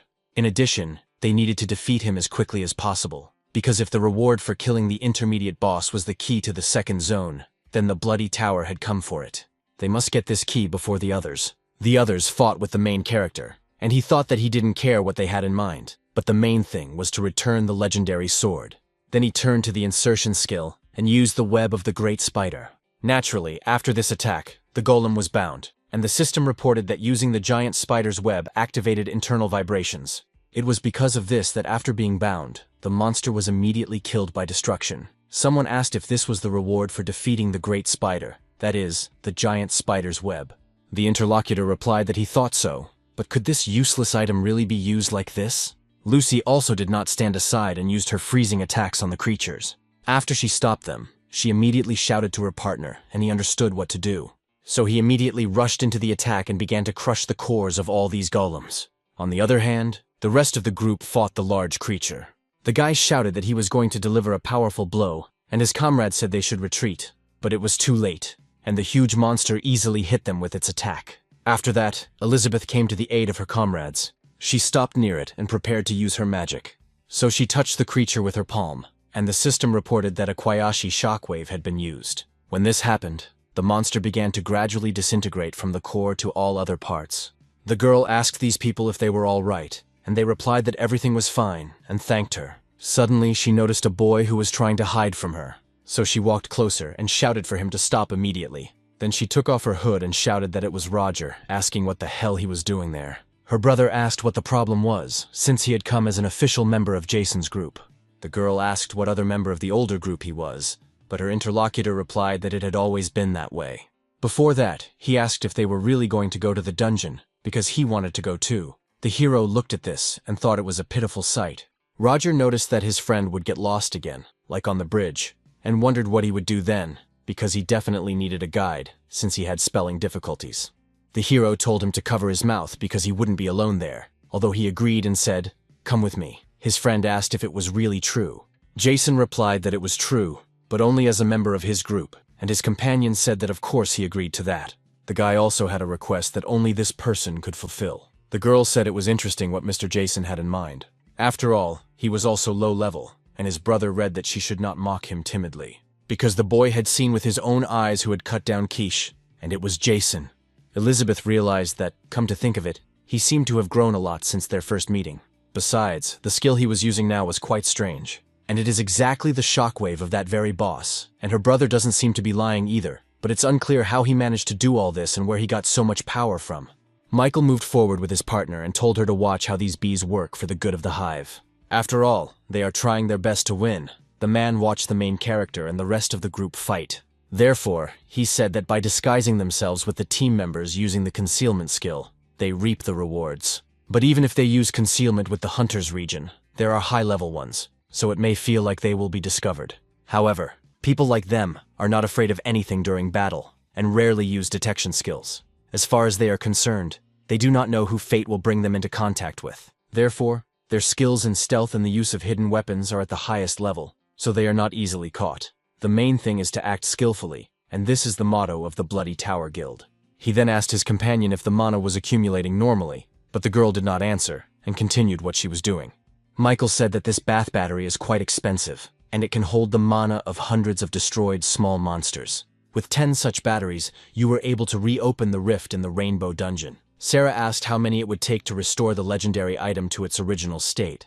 He noted that it would probably take twice as many, and the girl said that he wanted to roll back the stolen legendary item and defeat the boss of the hidden dungeon. Michael said that almost everyone in this area says that there is a powerful barrier, and the only thing that can cut through it is the longsword of the Carisian dragon. Sarah asked where he got this information, and her interlocutor said not to ask too many questions. She should just roll back the items when he asked her to, and the less she knew, the better she would sleep. She noticed that she was just nervous, because she hadn't been down to the underground in a long time.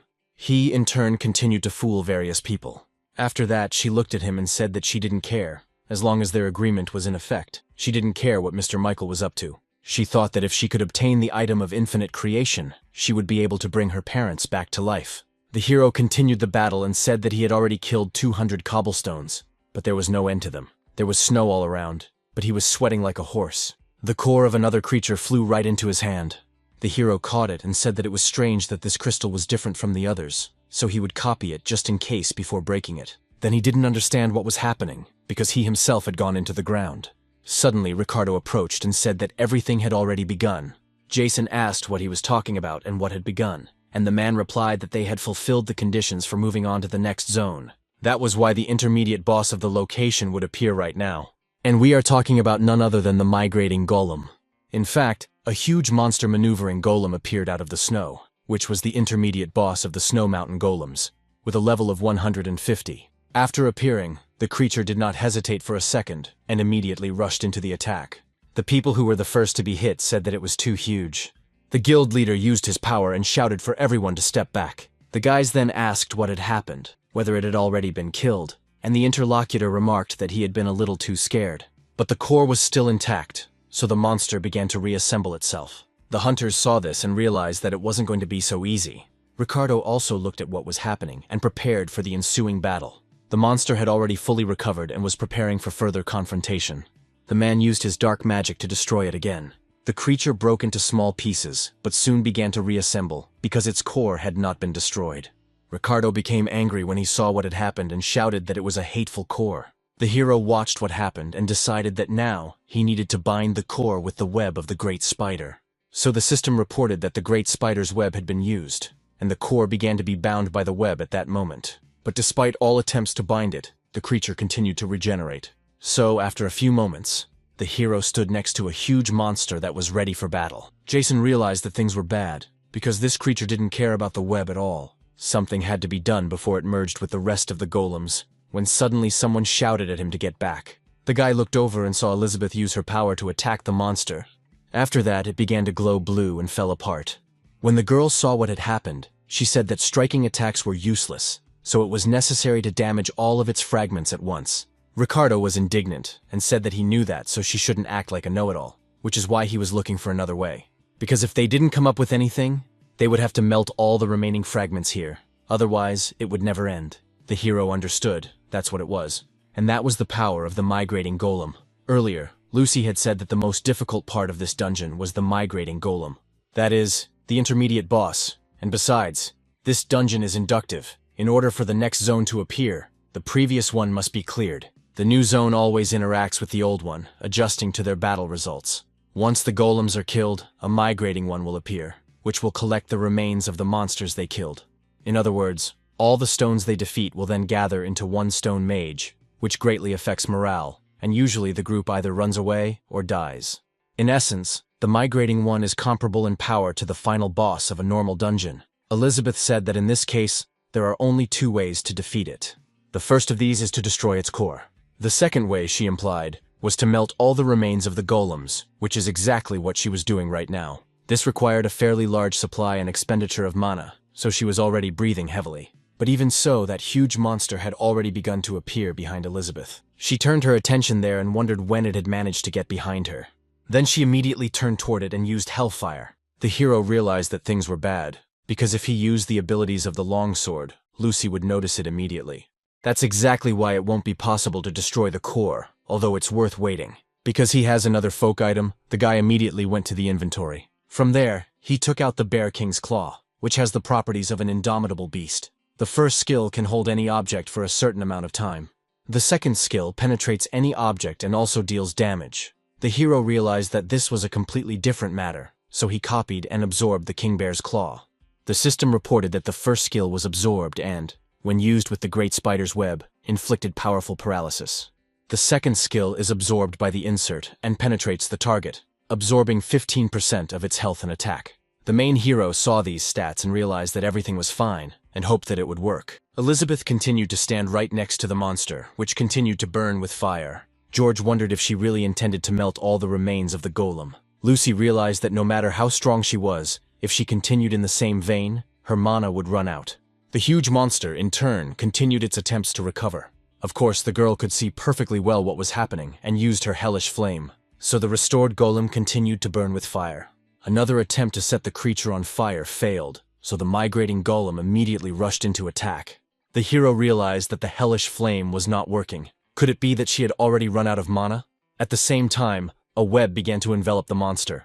Very soon, the creature turned into a huge cocoon, and the main character stood next to it. The girl asked in surprise if he had really done all this.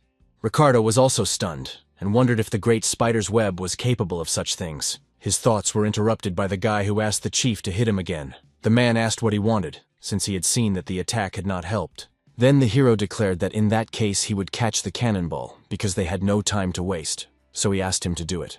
Of course, Ricardo did not want to do this, but gritting his teeth, he realized he had no choice. So he said that this time he would trust him as his commander, because it would be a sin to refuse. Therefore, a few moments later, the man's powerful dark magic rushed towards the golem. It, in turn, shattered into pieces, leaving only the core intact. When Jason saw it, he immediately took advantage of the great spider's web. That very web looked different than before, as if thorns had appeared on it. So they headed towards the core in large numbers, making it stronger.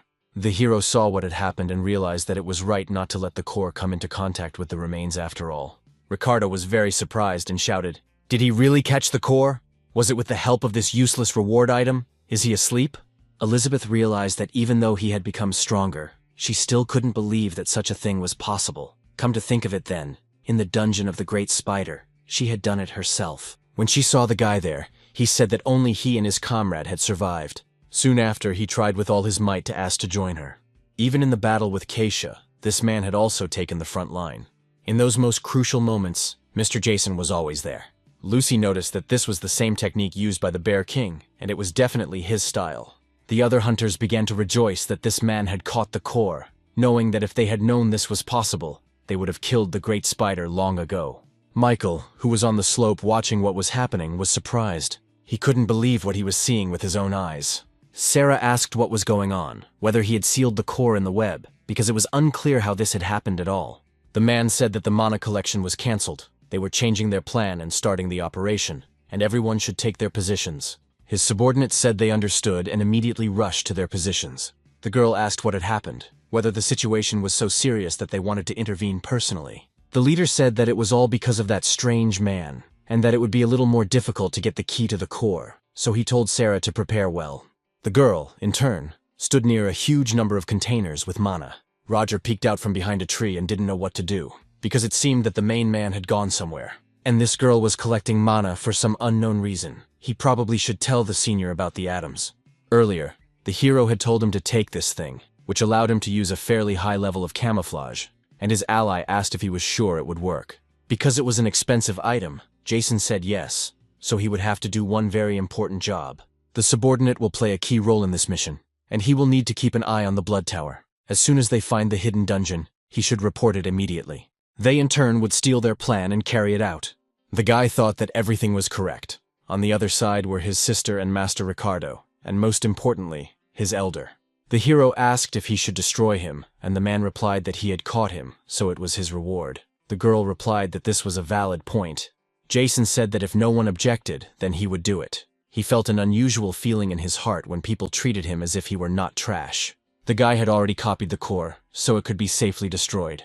He touched it with his weapon, and after a few moments the core shattered into pieces, and the system reported that the migrating golem had been defeated. Following this, the system began to report that the level had been increased several dozen times. The main character also received a reward for destroying the core of the migrating golem. This reward was the key to the sealed heart, which could be used to open a hidden door where the heart of the giant golem was sealed. Jason immediately materialized that very key in his hand. He then joyfully raised it up and said that he had received the key to the hidden area. George said she couldn't believe her eyes, wondering what it would be like to get one step closer to solving another mystery, while Lucy said it was pointless to count your chickens before they hatched. The main character saw how happy everyone was, and was a little surprised by this. He then turned to the system window and checked his status, where he could see that his stats had increased, and with the effect of the sword, he was now at level 285. Just a little more, and he would reach level 300, and then he would finally be able to level up on his own. Ricardo noticed how the guy was rejoicing for some unknown reason. He went on to say that this man was so happy about the victory, even though it was only an intermediate boss, and the girl noted that he had made them both sweat. The guild leader said that he hadn't even broken a sweat and was excited. Suddenly, his speech was interrupted by a strange sound and stones flying from the side. Everyone else also saw what was happening and immediately became very alert. Some kind of pillars with sharp tips appeared around the perimeter. People said that it was a mine designed for large monsters. Ricardo turned to everyone and shouted, "Follow me!" They all ran after him into the barrier. The hunters tried to do so, but it was already too late. So, just a few moments later, there was a very powerful explosion at that very spot. After it was over, people's bodies were scattered around. Michael walked over and said that it was really powerful, considering the cost. It's not for nothing that they say money can do anything, especially if you forget about your conscience. He came closer and said that it was all really too easy. And that's what it means when a person acts so skillfully. Suddenly, he heard a voice shouting that he had finally found him. It was the main character who had used the great spider's web, and it had been untangled. He jumped from above and shouted, standing behind the long sword of the Carizian dragon. So let him return this property to him right now. When Jason approached, he felt something strange and blood gushed from his mouth. The man said that the boy was able to avoid the explosion with the help of the web, but that was not the only trap he had set. It was because of this young man that his plan almost failed completely. That's why he drove his blade into the boy's body and threw him hard in the other direction. Elizabeth was nearby and immediately began to worry about Jason. Then she turned to the system and used the Hell Blaster skill. Lucy yelled at her to stop. George tried to stop her and shouted not to go there, otherwise she would get hit too. A large stream of flame, in turn, headed towards the opponent. It was so powerful that it destroyed everything in front of it, even rocks. After using this skill, blood immediately gushed from the girl's mouth. Her strength began to gradually leave her, so she fell to her knees, holding on to her own weapon. Ricardo shouted that something terrible had happened because healing skills needed to be used urgently. But Lucy declared that the guild leader said that under no circumstances should mana be used here, as toxic gas had been sprayed, which blocked the absorption of mana. It also causes damage when the ability is used, and it was probably released at the same time as the explosion of that column. It was a sophisticated and malicious weapon. It is used to paralyze the movement of high-level hunters, but why are they using such a dangerous thing? The main character appeared from some kind of dark liquid, and was not in the best condition. This magic was used by Michael, who appeared out of nowhere and said he was an amateur. Ricardo saw what happened and shouted that it was unbelievable, because this skill was familiar. Because it was the very forbidden technique that they were supposed to have destroyed in the past, moving in the shadows is considered the highest level of hidden techniques. Therefore, it is completely unclear how he was able to use it at all. The man turned his attention to the main character and saw the key to the golem's heart there. Without a moment's hesitation, he immediately headed for the object and picked it up, taking it into his hands.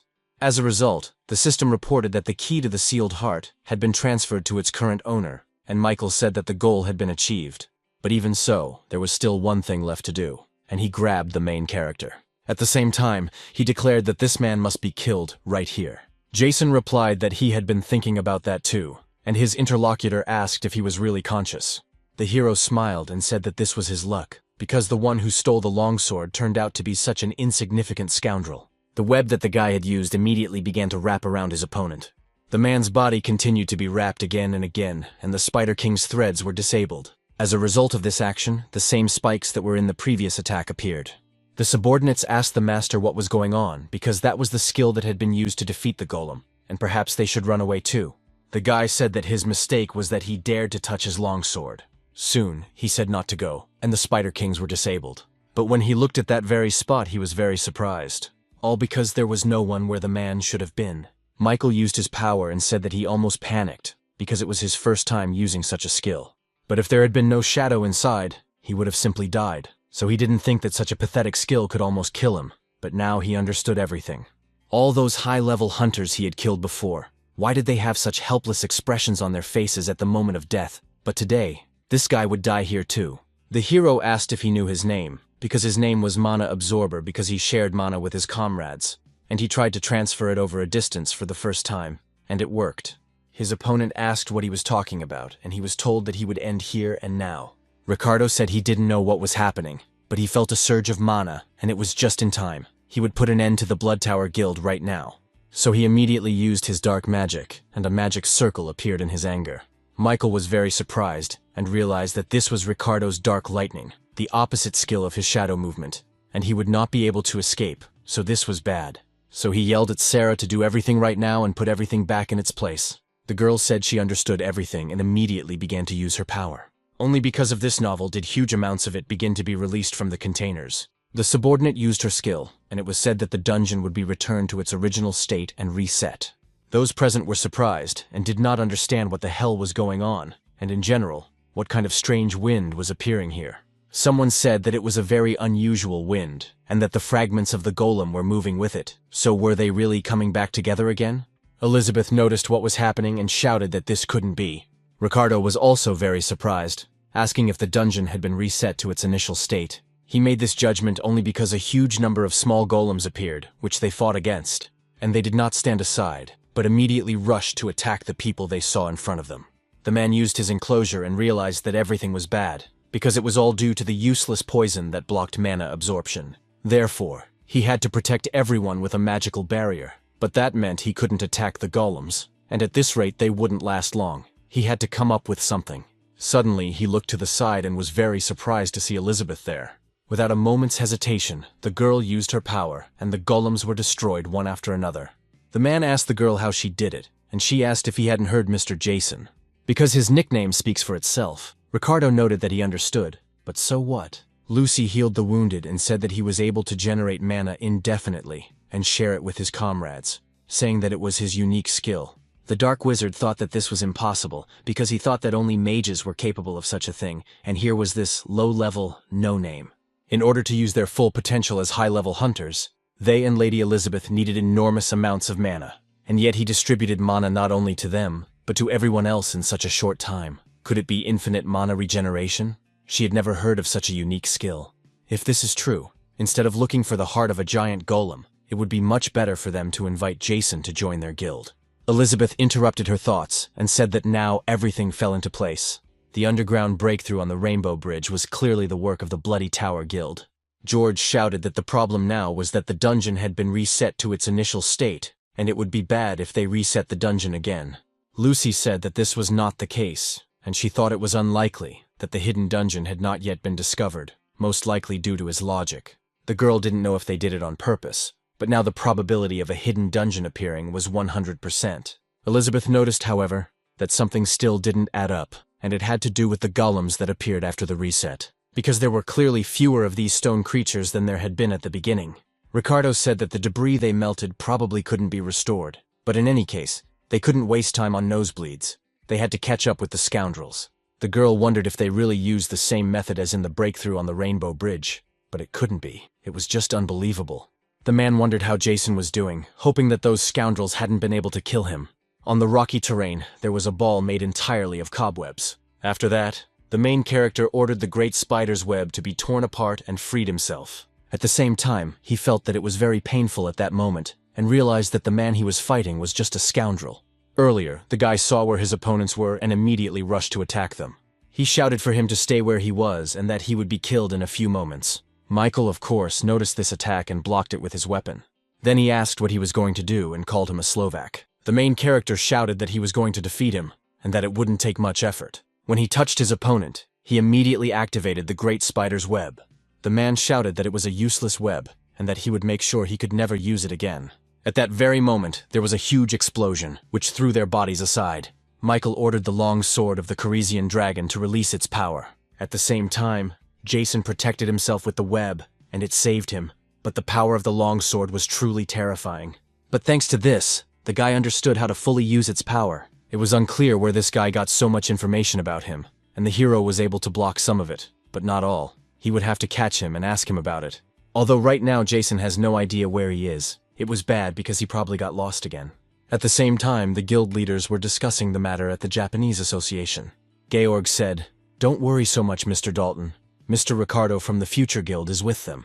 His interlocutor said that the fact that the Blood Tower Guild was involved was a serious problem, as they had too little information about them. Simon noted that this was true, and that they were unable to kill even a high-level hunter, and gathering information about them was practically impossible. But Midas was able to obtain something. The fact is that their bold actions are largely due to the presence of the International Starfield Hunters Guild. Georg asked if they were talking about that organization. Dalton was also surprised and asked what the International Guild was doing in a Japanese dungeon, and more importantly, why it had gotten involved with the Bloody Tower. Simon replied that this dungeon, despite its current appearance, was one of those destroyed during the great catastrophe that occurred 15 years ago. The army of golems that appeared at that moment was more terrifying than hell itself. Then the rift was sealed by one of the world's greatest magicians, the Japanese hunter, Jennifer Nishihara. Dalton said that all of this was true, and without the sacrifice of the lady at that moment, it was terrifying to imagine what could have happened. The man went on to say that the heart of the giant golem, sealed in a hidden dungeon, still attracts enormous attention from all over the world. Both organizations are willing to do anything to achieve their goals, so it is quite possible that they have joined forces to pass through the Snow Mountain Golem dungeon. In addition, Lucy is the daughter of this woman, Dalton said. They know about it, so in addition to the task of returning the long sword, they need to investigate the death. Simon said that Ms. Jennifer has not been declared dead, and his interlocutor asked if he was saying that all the hunters who disappeared in that dungeon have not been found. Each of them has been declared dead, and when asked if they think she is still alive, the interlocutor noted that there is a surviving witness who returned from that dungeon 5 years ago. That man claims to have seen Ms. Jennifer, but Georg said that couldn't be true. Simon went on to say that due to Starfield's secrecy, only part of the information was available to them, but the fact that there was a hidden dungeon made it even more interesting. Suddenly, a subordinate ran into the room and shouted to the chairman that he had an urgent report. The man asked what had happened, because he had an important meeting right now. The guy shouted that there had been a breakthrough in the underground passage just recently. The guard standing at the entrance to the underground area contacted the others and told them that a breach had occurred. But it was the dungeon in the center of the city that had collapsed, and golems had appeared, so there was panic and chaos all around. Simon realized that it was the same dungeon we had been exploring in the Snowy Mountain, so had it really collapsed while we were passing through? It was unclear what the hell was going on there. Michael and the rest of his guild were moving forward, but it was difficult for him. Sarah asked if there were any problems with the passage, because it was the first time she had seen him so badly injured, so she wanted to make sure they were going in the right direction. The man turned his attention to her and asked why she didn't check it herself. He then told her to look carefully, and she did. Right in front of them was a bridge that led to the mountain, and it was the very same hidden dungeon. Sarah was surprised, and wondered if she would be able to get the heart and the Ganese golem after all. The Bloody Tower group immediately headed across the bridge to the new dungeon. Roger followed them, using his invisibility. He did not lose sight of these people and slowly followed them. And finally, he also saw the passage to the secret dungeon that had appeared there. When the guy saw it, he thought, could this be the hidden area? The subordinates of the leader were the first to move forward to scout. Suddenly, one of them touched something strange that burned his hand. So he immediately turned to the leader and shouted that there was something there, and the man replied that it was a barrier. Of course, the Starfield group had warned him about it. There it was, 5 years ago, sealed by the great magician and strongest hunter, Jennifer. Behind this barrier lay the heart of the giant golem from the hidden zone. Michael told the others that it was time to begin, and that they should prepare to destroy the barrier. They should also keep a close eye on the perimeter, so his subordinates rushed to their positions. The man told Sarah that his sword needed to be restored right away. Suddenly, he noticed that they should wait a few moments because he sensed some kind of rat. The girl looked away and did not understand what this man was talking about. The chief pointed at Roger and said that he was a scoundrel who dared to use stealth against the Bloody Tower. The guy immediately became alert and did not understand what he should do. Michael, without pausing for a second, rushed into the attack and told him to die immediately. It was a ferocious rabbit, a snow mountain rabbit that lived near the hidden area. A level 30 monster that was constantly hungry and aggressive. Defeating it would yield a magic stone, so the man rushed into the attack and said that it turned out there were other monsters here besides golems. A tiny golem was not far from the scene. When the ferocious rabbit was killed, the magic stone flew away. The little creature saw this and immediately ran over to pick up the stone. Then it stopped and looked intently at the man, as if asking him something. There was the main character, who noticed that it was asking if it could eat the magic stone, and if so, what it would do. The small creature ate it without hesitation, but the hero was happy because he had already copied it anyway. He could never have imagined that a dramatic golem could have such skills. With its help, one could create a golem if one invested in mana.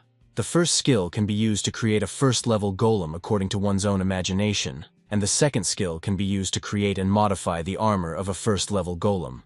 The third skill allows you to share your senses of sight and hearing with the golem you create, and as the level increases, the distance at which you can share your senses increases.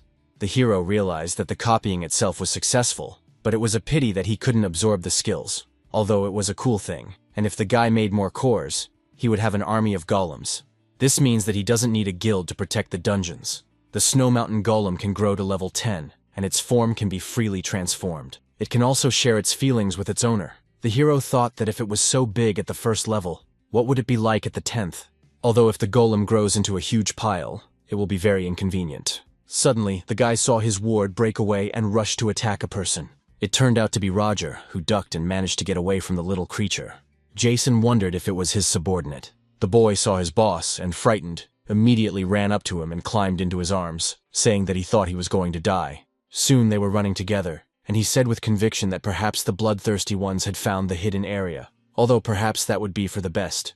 He then apologized and said that he didn't think he would be spotted so easily, thinking that with his high-level camouflage, he would be safe. His comrade noted that he was fine, but the man from the Guild of the Future was not so lucky and was killed. Jason thought that Ricardo was pretending not to care, but in fact he was thinking along the same lines as him. In any case, the bloody ones definitely should not be underestimated. His subordinates noticed that if you say, "By the way, there was one girl there," the interlocutor asked what other girl was there. Roger noted that he was right. She was absorbing mana with some kind of device, and suddenly the dungeon was destroyed. The guy thought about stopping her, but then he remembered what the boss had told him, and to be honest, he got scared, so he apologized. The hero patted him on the head and said that everything was fine because he had done well. The boy noticed that when it came to that girl, he thought he had seen her somewhere before, but he couldn't remember where. Then he turned his attention to the side and asked what kind of creature was waiting for them. The hero said that it was okay because it was his assistant. Roger asked if it was his golem, and he looked very cute, so it turned out that the older man had familiars, which was so cool. They arrived at the right place, and the guy said that there was a hidden area behind this bridge, thinking that if they did something careless, they would be noticed immediately. Because among these people there are those who can sense hidden beings, the hero turned to him and said, "With you, he brought Lady Elizabeth here, as well as Ricardo's head."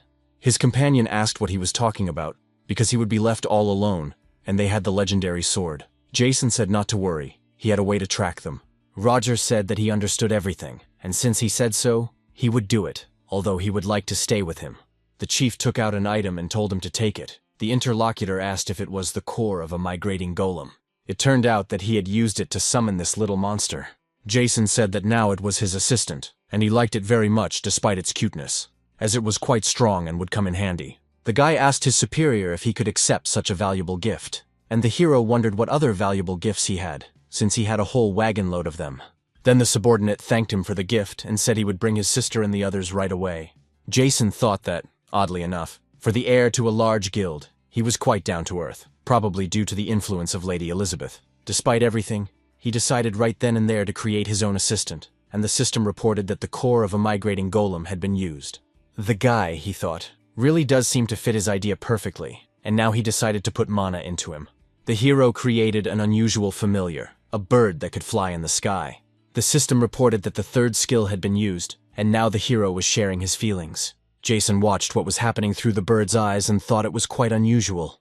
Finally, he saw what was happening there and was a little surprised. So this is who the girl Roger was talking about is, but it's unclear what she's doing with his legendary item. Mana continued to be released in large quantities from the containers, and the girl used her skill. Therefore, the system reported that the long sword of the Carisi dragon had been returned to its original state.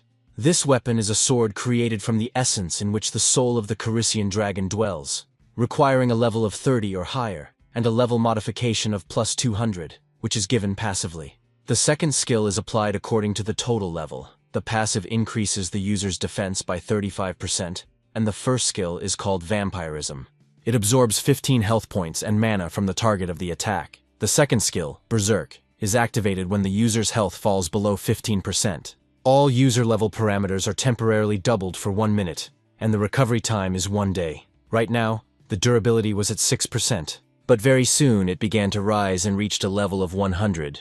Therefore, the system reported that the strength of the Carisian dragon's long sword had been fully restored. It was at its maximum, and 94% of it had been restored. After using her restoration skill, Sarah was almost exhausted. Michael, in turn, pulled out the sword and said it was a job well done. Finally, the durability was fully restored, and an aura covered his body. Jason saw this and thought that it couldn't be that the durability of the legendary sword had been restored, and that this skill was very strange. Therefore, he could say that this girl was the bearer of a gift curse. If the strength of the weapon had indeed been restored, then it meant that this girl had the skill of restoration, in which case he simply had to copy this ability. At the same time, he immediately wondered if he could copy other people's skills at all. He needed to figure out how to do it, because if he couldn't, everything would be bad. Otherwise, he would simply have to recruit this girl to his group. Michael said that the time had finally come to destroy the barrier of the hidden zone. After that, he immediately headed towards it, using the weapon he had in his hands. When this happened, a strong flow of energy immediately began to spread throughout the area. Sarah felt it and tried to stay on her feet against the onslaught. The hero watched what was happening and wondered if this was the barrier of the hidden zone. The man said that if it weren't for the information from Starfield, he would have had a hard time trying to break it with this key. 15 years ago, the great magician Jennifer cast this spell to seal the hidden zone, and only the legendary blade of the legendary hunter could break it. Sarah asked what all this could mean, and the man replied that the true owners of the longsword were Jennifer's husband, Frederick. He disappeared without a trace along with his wife in this hidden area, and the woman cast a barrier over it and made her husband's blade the only key so that no one could destroy it. The hero wondered if the real owners of the sword were the most legendary hunter in the world, Frederick, and his wife, the greatest magician, Jennifer, and their daughter, Lucy. So that's what this gender weapon is for. Michael said that everything would be put off until later, and now it was time to open this Pandora's box. He ordered the long sword of the Corisian dragon to unleash its power. That is why a huge amount of energy began to spread in that very area. Sarah and the others hid to the side to protect themselves from this force. The hero realized that things were bad because his golem couldn't withstand such a surge of energy. But this was not surprising, because if the sword's strength had not been restored, it would have turned into dust, just like his familiar. The chains that surrounded the huge barrier soon began to gradually disappear, and a huge breach appeared in the barrier itself, near which Michael was standing. He smiled and said that the gates of the dungeon were an illusion, and that he had probably worried for nothing, but now it was time to clear the hidden area of the snowy mountain. They had to move forward, because they had to find the heart of the giant golem. The main character wondered what he should do now, whether it was worth pursuing them alone, and mentally begged his subordinate to hurry up. In southern Italy, there were some rather interesting events in the dungeon. The man said that this person had come for him, so why didn't he just kill him? It was unclear why all his companions were there. His interlocutor noted that if he killed only her, it would be immediately clear that it was murder. But if he killed the whole group, it would look like a normal failed raid. He used his power and blood spilled, and the system reported that since the owner of the ability had died, the skill would pass to the next available user. The man who did all this immediately was slashed across the neck. And that's where he got another time mark. Therefore, this man already had a considerable amount of power. He used his system, which reported that it was highlighting all objects here. After that, the man used the skill and cut out all the selected objects. Because of using this technique, a huge hole appeared in front of him. He sensed the presence of someone nearby and immediately turned his attention there. It was a girl who said that the selection fit well into his collection. Cutting out objects one by one was quite tedious, and now it saves a lot of time. The man said that in order to acquire a cursed skill, he had to kill its owner every time, which was quite troublesome. But what was even more infuriating was not that. Because when the skill passes to him, it doesn't evolve, and that's just unbearable. The woman noticed as she told him that it was only possible to acquire someone's skill by killing the owner. But in order to acquire a skill without killing its owner and still be able to develop it, you need the skill of insertion. The interlocutor said that he had been looking for it for 10 years and could not find it anywhere, so he did not understand whether such a skill existed at all.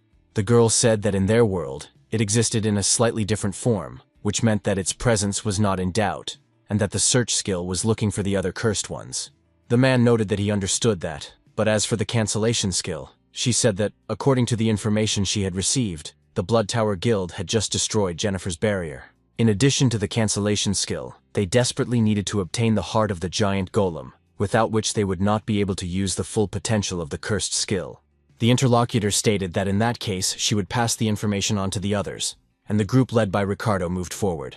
The man said it was simply terrifying. Despite the fact that they were rushing with all their might, it seemed that they were not here, just as the battle should have been, so had they taken the wrong path. The main characters said that not much time had passed since they entered here. It just seems like there aren't that many monsters here. Since the road is straight, they should catch up to them very soon. Elizabeth asked Lucy if she had any idea where they might have gotten the information. The girl said it was just her guess, but she thought Starfield was behind it. Her companion asked if she was talking about that organization. It was unclear how a top international guild had come into contact with killers like the Bloody Tower. Lucy said that most likely the reason was her mother. Jason thought that if it was Starfield, then that was where the Bloody Tower got all its information. The breakthrough of the Rainbow Bridge dungeon, as well as the theft of the legendary ball and the Snow Mountain Head, were most likely all planned. All of this means that the upcoming journey will most likely not be so simple. In this battle, it is not the cores of the Believer Golem that will play a key role, but Lucy herself. Ricardo shouted that they needed to hurry up, that it was easier to get all the scoundrels out of the Blood Tower than to waste time guessing, which is understandable if Starfield is behind it. It was becoming clear where they got their teleportation skills from, and now all that remained was to catch them and interrogate them. Roger ran alongside his little familiar and asked the others to wait for him. The man asked him what kind of weirdo was running after him all the time, and the guy noticed that it was his familiar, which Jason had given him. The guild leader noticed that it was a snow golem, and so that's how it was. The girl asked why he had given such a valuable item to Roger. Jason replied that he was simply a very valuable member of the group, and besides, he owed him his life. At the same time, the guy stepped on some kind of magic circle, which began to glow brightly. Ricardo also stepped on it, so the three of them were in that place. A few moments later, they all simply disappeared. The main characters, along with Elizabeth, tried to do something, but they couldn't. They all rushed forward, and in a few moments found themselves in the magic circle too. The hero saw a bright light and did not understand what was really happening. They crouched down because the energy of this place was quite strange. Then they tried to call out to Roger and Ricardo. The guy asked what was going on, because they had just been following them, and now they were nowhere to be seen. Suddenly he looked to the side and noticed a terrifying monster that alarmed him. It turned out to be a dragon, which saw the people and immediately rushed to attack. Jason was terrified by this situation and did not understand where this creature could have come from. Elizabeth, however, did not panic at all and, using her weapon, rushed forward. First, she used a skill called Witch's Blade and cut off the creature's head. So it immediately fell to the ground, crushing the soil beneath it. Jason wondered why a dinosaur-like monster had appeared in the Snowy Mountain Golem, and Lucy said that this place seemed to be in another dungeon. Most likely, it could be said that this was a multi-dimensional dungeon. The hero noticed that if she was talking about it that way, what could it all mean? Elizabeth shouted that it couldn't be, and heard that these dungeons had been destroyed. And all this happened during the Great Disaster 15 years ago. The girl replied that it was true that her mother had sealed them all, but now one of them had been reopened. That is why we must not forget that the hidden area in the Snowy Mountains was also sealed, and magical circles were installed in the multidimensional dungeons. And they connect them to different dimensions. When a magic circle is activated, a portal opens, connecting their world to other dimensions. That is why there is a risk that they will find themselves in an extremely dangerous dungeon right now. Elizabeth said that this was why Mrs. Jennifer had set up a barrier in this area. Lucy said that her mother believed that it was the multidimensional beings that had gotten out of control. In the end, it was they who caused the great disaster, Jason said. But then where are their comrades? He heard in response. Probably in the dungeon of another dimension. If they pass through each zone in sequence, they will eventually reach the heart of the giant golem. The hero said that this was at least some kind of chance, and that they should hurry through this place. After that, he looked to the side and saw that there were many dinosaurs there. George noted that this was easy to say, but very difficult to do. And in the central city, there was a tense atmosphere, with destruction and explosions all around. It was here that huge golems were rampaging, attacking the people who were defending themselves.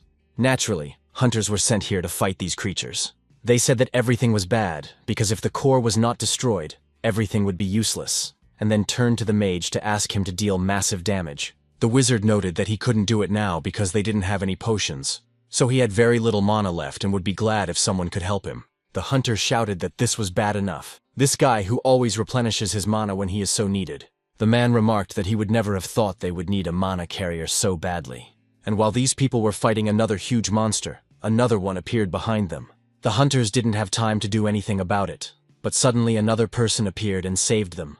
He fought with a large katana, then landed on the ground with ease. The boy thanked him for saving them and asked if he was a foreigner. Charlie said that he was on a business trip and couldn't just stand by and watch. The man thanked him for saving him, and another man noticed that his Japanese was very good, which was why he was wearing a suit. The foreigner noticed, and if we're being honest, he was now even curious about what a Monono was. The hunter said that none of that mattered, because he was a weak boy, unable to fight, and his only skill was the endless regeneration of mana. That's why he gave it to all his allies. His interlocutor asked where he could meet this person, and the man replied that they hadn't seen each other in a long time, so he didn't know. That's how he remembered him today. Charlie wondered if he had even heard of the skill of infinite mana regeneration. It was unclear whether such a thing really existed, when suddenly someone shouted that they had finally appeared. The guy looked up and saw Simon from the Midas Guild and Dalton from the Tychon Guild. Well, it seemed that an interesting spectacle awaited them. Dalton noticed that it was definitely a giant golem, and there was no doubt that it was a breakthrough from the Snow Mountain Golem dungeon.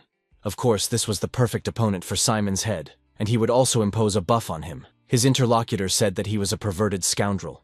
It was not at all clear what was really going on in this dungeon, so he rushed into the attack and shouted for him to pass it on to the chairman, namely, that the guild would be squeezed out of their class equipment warehouse, at which point the man put on stone armor. After landing, he soon looked more like a golem than a human being. The first creature that noticed him immediately rushed to attack. The man declared that stones are not all the same, and his opponent was nothing but a nobody. Therefore, with a single blow, he easily cut down the creature in front of him. After that, he continued to move forward and destroyed everything that was visible before his eyes. As a result, a large number of cores began to rise, and they had to be destroyed. To do this, Dalton used his power. Therefore, a magic circle formed around him, which he soon directed forward, and this very flash destroyed everything in its path, destroying the cores that had been lifted up. Simon smiled and said that this old man could kill everyone himself, while he himself said that he would impose an enhancement on him. And so the man reached the largest golem, which was destroying everything in its path. The monster saw the man in stone armor and rushed to attack him. The head of the Midas Guild asked if he really thought he had a chance, since he was just dust. That's why reinforcements soon appeared, and his fist became covered with stone spikes. As a result of this attack, the giant stone hand of the golem and the stone hand of the man clashed with each other. But unfortunately for the huge monster, his strength was not enough to withstand the man. Therefore, it gradually began to crack and break into pieces, and soon it was completely destroyed. Because of this, only the core that remained of it appeared in the sky. Simon then shouted that he would not let the old man beat him and kill the boss. So he grabbed the core with his stone hand and destroyed it in a few moments. The system reported that the boss had been defeated, so the rift had been successfully sealed. The hunters who were at this location and fought rejoiced at this victory. Charlie used his search skill and saw that the user did not have the skill. He only learned that this person's name was Simon, that he was the best hunter in Japan, and that he was also the head of the Midas Guild. In the end, he managed to break through the dungeon in less than 10 minutes, and that was without any cursed skills, all of which was quite useful information. On top of all this, he was curious to see if the cancellation skill had returned from the dungeon, hoping that it had not been lost in that battle. And just as he was thinking about this, the girl received a serious wound in her side. All this happened 20 minutes ago, when unidentified creatures appeared in front of the group. The man saw their huge numbers and said that it meant a horde of zombies. They had no information about what would happen next, so they would have to rely solely on luck.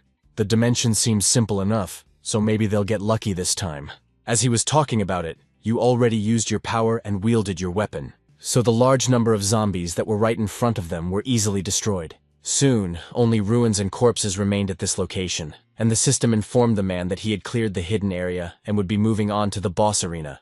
Everyone understood what awaited them and immediately prepared for action. Some kind of energy began to form under their feet, spreading strongly to the sides. One of the leader's subordinates shouted that they had finally reached the boss. Michael saw the door in front of him and said that apparently this key was needed for this door. So he immediately walked over and inserted the key directly into the keyhole. The door actually yielded to this manipulation, and when they opened it, they moved forward. The subordinates saw huge statues and asked what they were, but perhaps they were just statues of gods. One of the men said that they might have come too early, and that the boss had not yet been resurrected. Sarah wondered what he was talking about, because as soon as they entered, the air became heavy, as if something was pressing down on her. Was it really true that no one else noticed this right now? Maybe they had already gotten used to such an oppressive aura.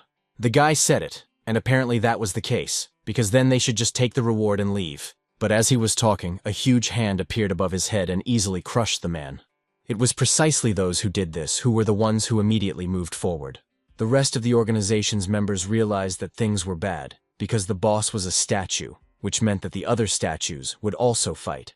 In fact, as soon as he said this, everyone else came to life and rushed forward to attack. At the same time, Sarah was very frightened because she realized that she was completely incapable of fighting. The girl looked at her dead comrade and was horrified.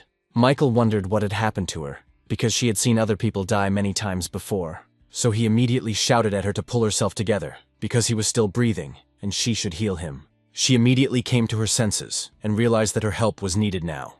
So she turned around and ran to the man who should still be alive. There she stopped and took out a mana storage device that spread energy around. But when she looked into the storage container for this energy, she realized that it was completely gone. She also noticed other storage devices and couldn't understand why the mana was leaking away. It couldn't be that the seal on the batteries couldn't be removed even with high-level dissipation. It was unclear what was happening, but all the mana was flowing in one direction, and it was unclear where it was going. The statues continued to attack the other members of the organization, and they tried to escape. The leader then shouted at them not to be afraid to attack, because they were big, but in the end, they were just golems. So he didn't stop for a second and rushed to attack one of the statues, which he easily struck with his weapon. He then shouted to the rest of his subordinates to use mines for large monsters, but the guy said they were trying to do that, but the mines and skills weren't working at all. As she was saying this, a monster appeared right above him. It killed the guy quite easily again and threw his head aside, and he screamed that everything was bad. Then he turned his attention back to the statue that had grabbed his subordinate. It mercilessly held him in its hands and crushed him. Michael couldn't believe his eyes at how cruel these statues were. Then he said that everything was really bad, because if everyone else died, it would be bad. Because if that really happened, he would not be able to cope with the work. Michael called these huge scoundrels stone idiots and prepared for battle. He ordered his long sword of the Corisian dragon to release its own level. But at the same time, the system reported that there was not enough mana to release the level of the longsword, and the man asked what this was, since his level exceeded 300.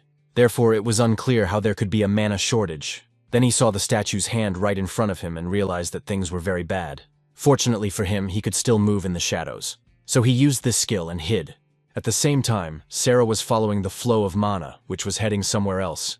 And then, in one of the secret rooms, she saw where all the mana was accumulating, because this thing was absorbing it. She tried to get closer to it and do something, but the thing emitted a huge amount of energy. Because of the very bright light, nothing could be seen inside, but the girl managed to touch it. Then she lifted this huge thing and asked if it was really the heart of the Ghanese golem, but it was unclear why it absorbed mana instead of regenerating it. A few moments later, she saw the object begin to split into pieces. Sarah realized that this was very, very bad, and she had to get away from there immediately. So she tried to run away, but a huge stream of energy had already begun to emanate from it. One of the deadly rays was instantly released and flew towards the girl. At that very moment, Sarah was in its path, and it struck her in the side. The man immediately lost his concentration due to the sudden and powerful attack, so he fell to the ground. This hurt her quite a bit, so she screamed. This action naturally attracted the statue's attention, and it noticed her. So it immediately headed towards the girl to attack and swung its weapon to kill her. When this happened, a shadow appeared right next to her body. Michael emerged from it and tried to stop the statue from killing the girl. The creature was quite strong, so the man even felt intense pain, then took an advanced healing potion from his inventory. The Hunters Association restores 80% of health and reduces incoming damage when taken. It can also be applied directly to a wound in an emergency to support the body. So Michael did just that, then grabbed Sarah on his shoulder and started running. At that moment, the system informed him that the giant golem's heart had awakened and the boss battle was beginning. The man was terrified and did not understand what it all meant. The very door through which they had entered began to close, and the man saw it. Of course, this was already very bad, and he began to panic, but he realized that he should use the shadow movement skill. But at that moment, the system reported that there was not enough mana to use the shadow movement skill, and Michael could not understand where all his mana had gone. So without stopping for a second, we had to run forward. The man tried to reach the door, which was now almost closed. He realized that this was very, very bad. The door was closing, and at this rate, they would both be stuck here. So he decided what he needed to do right now and grabbed the girl by her clothes. After that, gathering enough momentum, he threw her forward and managed to push her through the closing door. Her body slowly rolled across the floor and came to a stop on the other side. Soon, Sarah tried to get up a little and asked why he had done that. The man smiled and said that if she survived, she would probably be able to fix everything. A few moments later, the door slammed shut. The girl said that he was a fool because she was not a hunter, and therefore did not know how to absorb mana, so she would not be able to restore everything to the way it was. Thoughts began to creep into her head that she had come here for nothing, because if she died, what would happen to her mother and father? At that moment, she felt very warm indeed. Could it really be mana? The girl tried to open her eyes a little and saw a guy in front of her, but she didn't understand who he was. Jason saw that she had opened her eyes and asked if she was okay. Sarah thought that this man was the hunter who had been distributing mana to everyone. She felt her body gradually gaining strength, and at this rate, she might even survive. The hero gradually began to do so, and did not say a word, concentrating on his own strength. Soon, he asked if it was true that if she had enough mana, she would be able to restore her body. His companion was surprised that he knew about her ability. Ricardo shouted, "Are they kidding? They finally made it here, but they can't open a stupid door?" Lucy said that if there were still hunters inside undergoing trials, the door would not open on its own. There was a sure way to do it with a key, but as they knew, they did not have one. The man shouted that it was a mistake to defeat the resurrected wandering golem first, and then come here. He then turned his attention to the girl and asked who she was. In response, he heard that she was apparently the chief healer of people, the Blood Tower. She had been mortally wounded, but thanks to Mr. Jason's mana, she managed to heal herself, and they put her in special handcuffs. He does not suppress mana, and when they get out, she will need to be interrogated. The man said it was easy to say that if they did not pass, this place would turn out to be a trap. Lucia replied that this was also a possibility, and Ricardo said that this was why there were so many missing people in this dungeon, and that he might also get lost in these mountains. The main character thought about whether he should use the key he had copied, then ordered the system to open his inventory. There was a huge number of different items, including 2 keys to the trial hall and the heart of a giant golem. The guy took one of them and thought that it was just lying there. Lucy thought that if this was the door that her mother had sealed, then there must be something inside. That's why she approached the keyhole. Great. When she touched it, her hand began to sink inside. The girl was very surprised when this happened, and the symbols on the door began to glow green. Everyone present was very surprised when the door began to open. Elizabeth asked how she had opened it. A light similar to that on the door emanated from under her cloak, and the girl explained that the cloak belonged to her mother. It seemed that she had reacted with the door, and the hero realized that the girl was the key to this dungeon, and that they would have to explore this multi-dimensional labyrinth together. Roger, who was nearby, wondered what this eerie pressure was. The sister said they should be careful. As soon as they entered, their mana would begin to disappear. The hero turned to Sarah and asked if that was what she meant, to which the girl replied affirmatively. All this was happening because the heart of the giant golem was absorbing all the mana around it, and seemed to be converting it into its own. Jason realized that if it was absorbing mana, then everything was clear. Sarah shouted that they needed to get out of there immediately, because even a high-level hunter without mana couldn't defeat it. The guy asked what she meant. 2 huge statues appeared from the open door and moved forward. Roger asked what the hell was going on. Elizabeth turned to Mr. Jason and shouted for him to give them mana. The guy replied that he would do everything right now. So he used his power again and thought that everything would be fine. Then he shouted, "All these creatures trembled before the great Mononos," so the system reported that the user's mana had been copied. The copying and pasting took quite a long time, and the system got stuck and said it was repeating the paste indefinitely.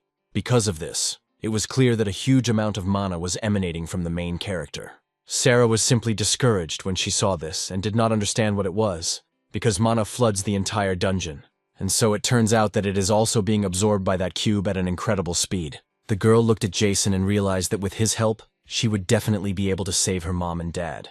Elizabeth thanked the guy for his help, and said that this would definitely be enough to defeat these statues, so she used the Great Witch's Blade. Because of this attack, the huge stone creature in front of the girl was instantly killed. Ricardo also did not retreat from his attacks, using his dark power. He said that if he had mana, it was just cobblestones and pieces of stone.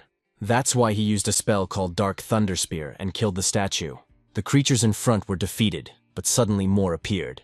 The man wondered if he had brought his friends, but it was just in time, and he was so enraged by this dungeon that he was now going to tear them apart completely. So he used his dark magic again, namely a huge attack called the Dark Thunder Scale. Sarah carefully examined the room they were in right now. When she looked to the side, she saw Michael sitting against the wall and realized it was him. The moment she walked over and got closer to this man, she realized that he was still breathing. Just because of that, it was definitely possible to bring him back to life. Suddenly, her attention was drawn to Jason, who had come close to Michael. The guy looked closely at this man, but took no action. He just bent down and picked up the weapon that was lying next to him. The hero thought to himself that now that he finally had this long sword in his hands, as expected, its strength had been completely restored. Now he could say for sure that this girl possessed a cursed ability, so he would definitely copy her skill. But first, he decided to try something else right now. So he approached the man, and touching him with his hand, instructed the system to copy the target's shadow movement skill. But the copying failed because the target's level was higher than the user's. The hero realized that even with the power boost from his longsword, he was still weaker. He saw that the target was very hostile towards the user, so in this case, there were two options for obtaining the skill. The first option was to destroy the target and absorb its skill. The second option is forced absorption of the skill, which can be chosen if the target's health is below 15%, but the target will not be able to use the skill afterwards. The hero thought, if he considers him an enemy, he can kill him and obtain his skill, so it is possible to do so, but now he clearly has less than 15% health. This means that he can absorb the skill without killing the target, and forced absorption may even be useful in the future. Ricardo turned to Sarah and said that she was a healer, so she should heal him to the point where he could walk on his own and no more.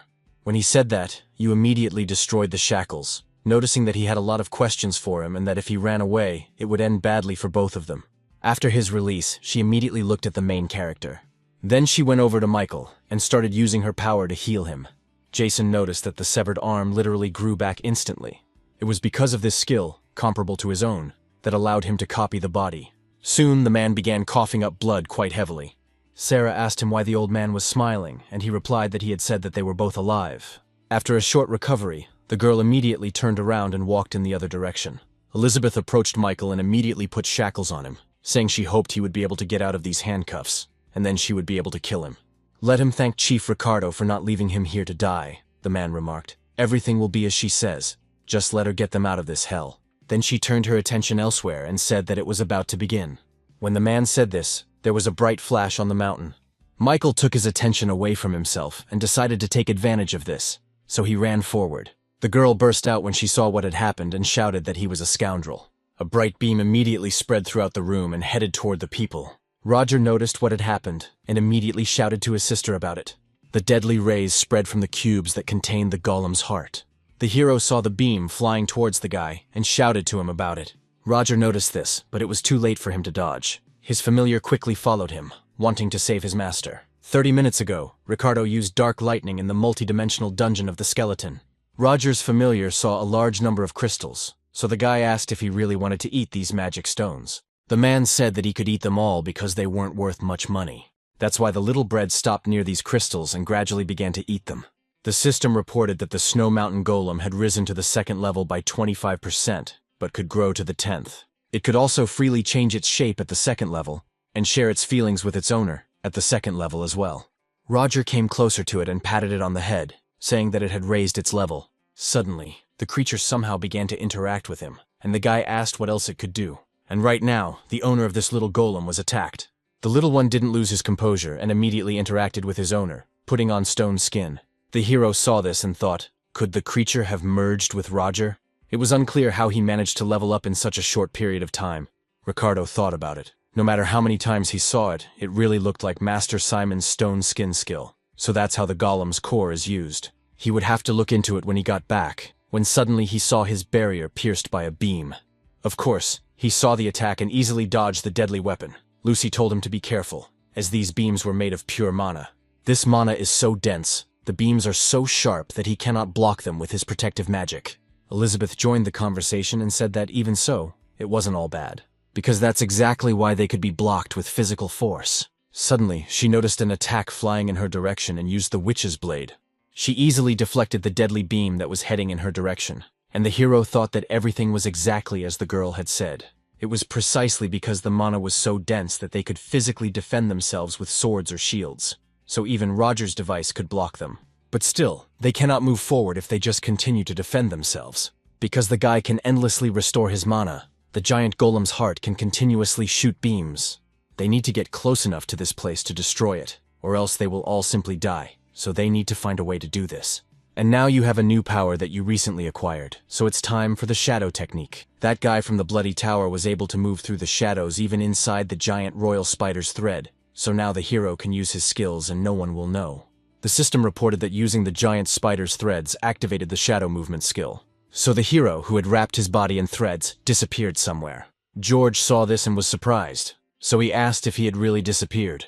But the guy, in turn, simply moved to the very place where the golem's heart was located. He ended up on the safe side, where there were no rays, and he could stay calm. He came closer and said that the resonant frequency of Kwayashi should be enough to destroy this thing.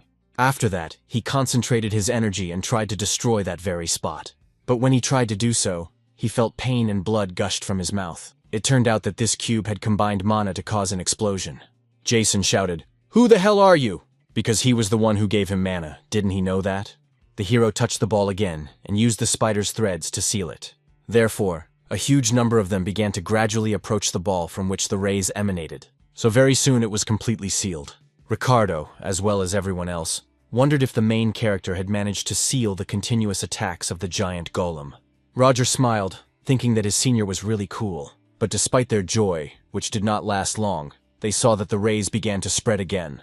Jason also understood what had happened, so he said that all this was not enough. That's why he headed back to the cube and used the giant spider's threads.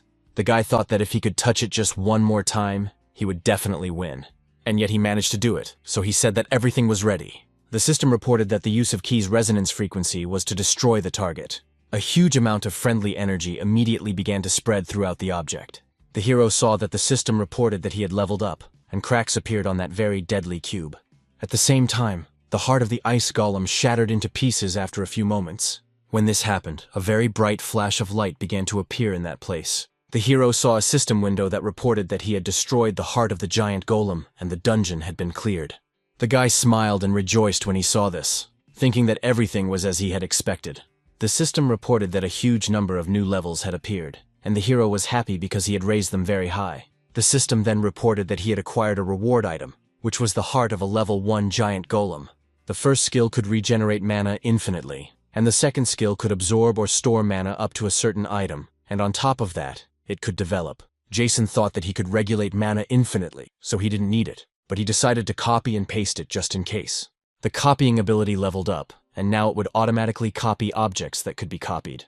The hero saw this and realized that automatic copying was very cool. Roger ran up to him and shouted that this was what was expected of his senior and that he was truly amazing, but the hero asked him not to hug him. When this happened, Ricardo immediately addressed him and the guy looked at him. The man said that it seemed like he had somehow managed to get the heart of a giant golem and that it was a good job, but the guy said that there was no need to add anything.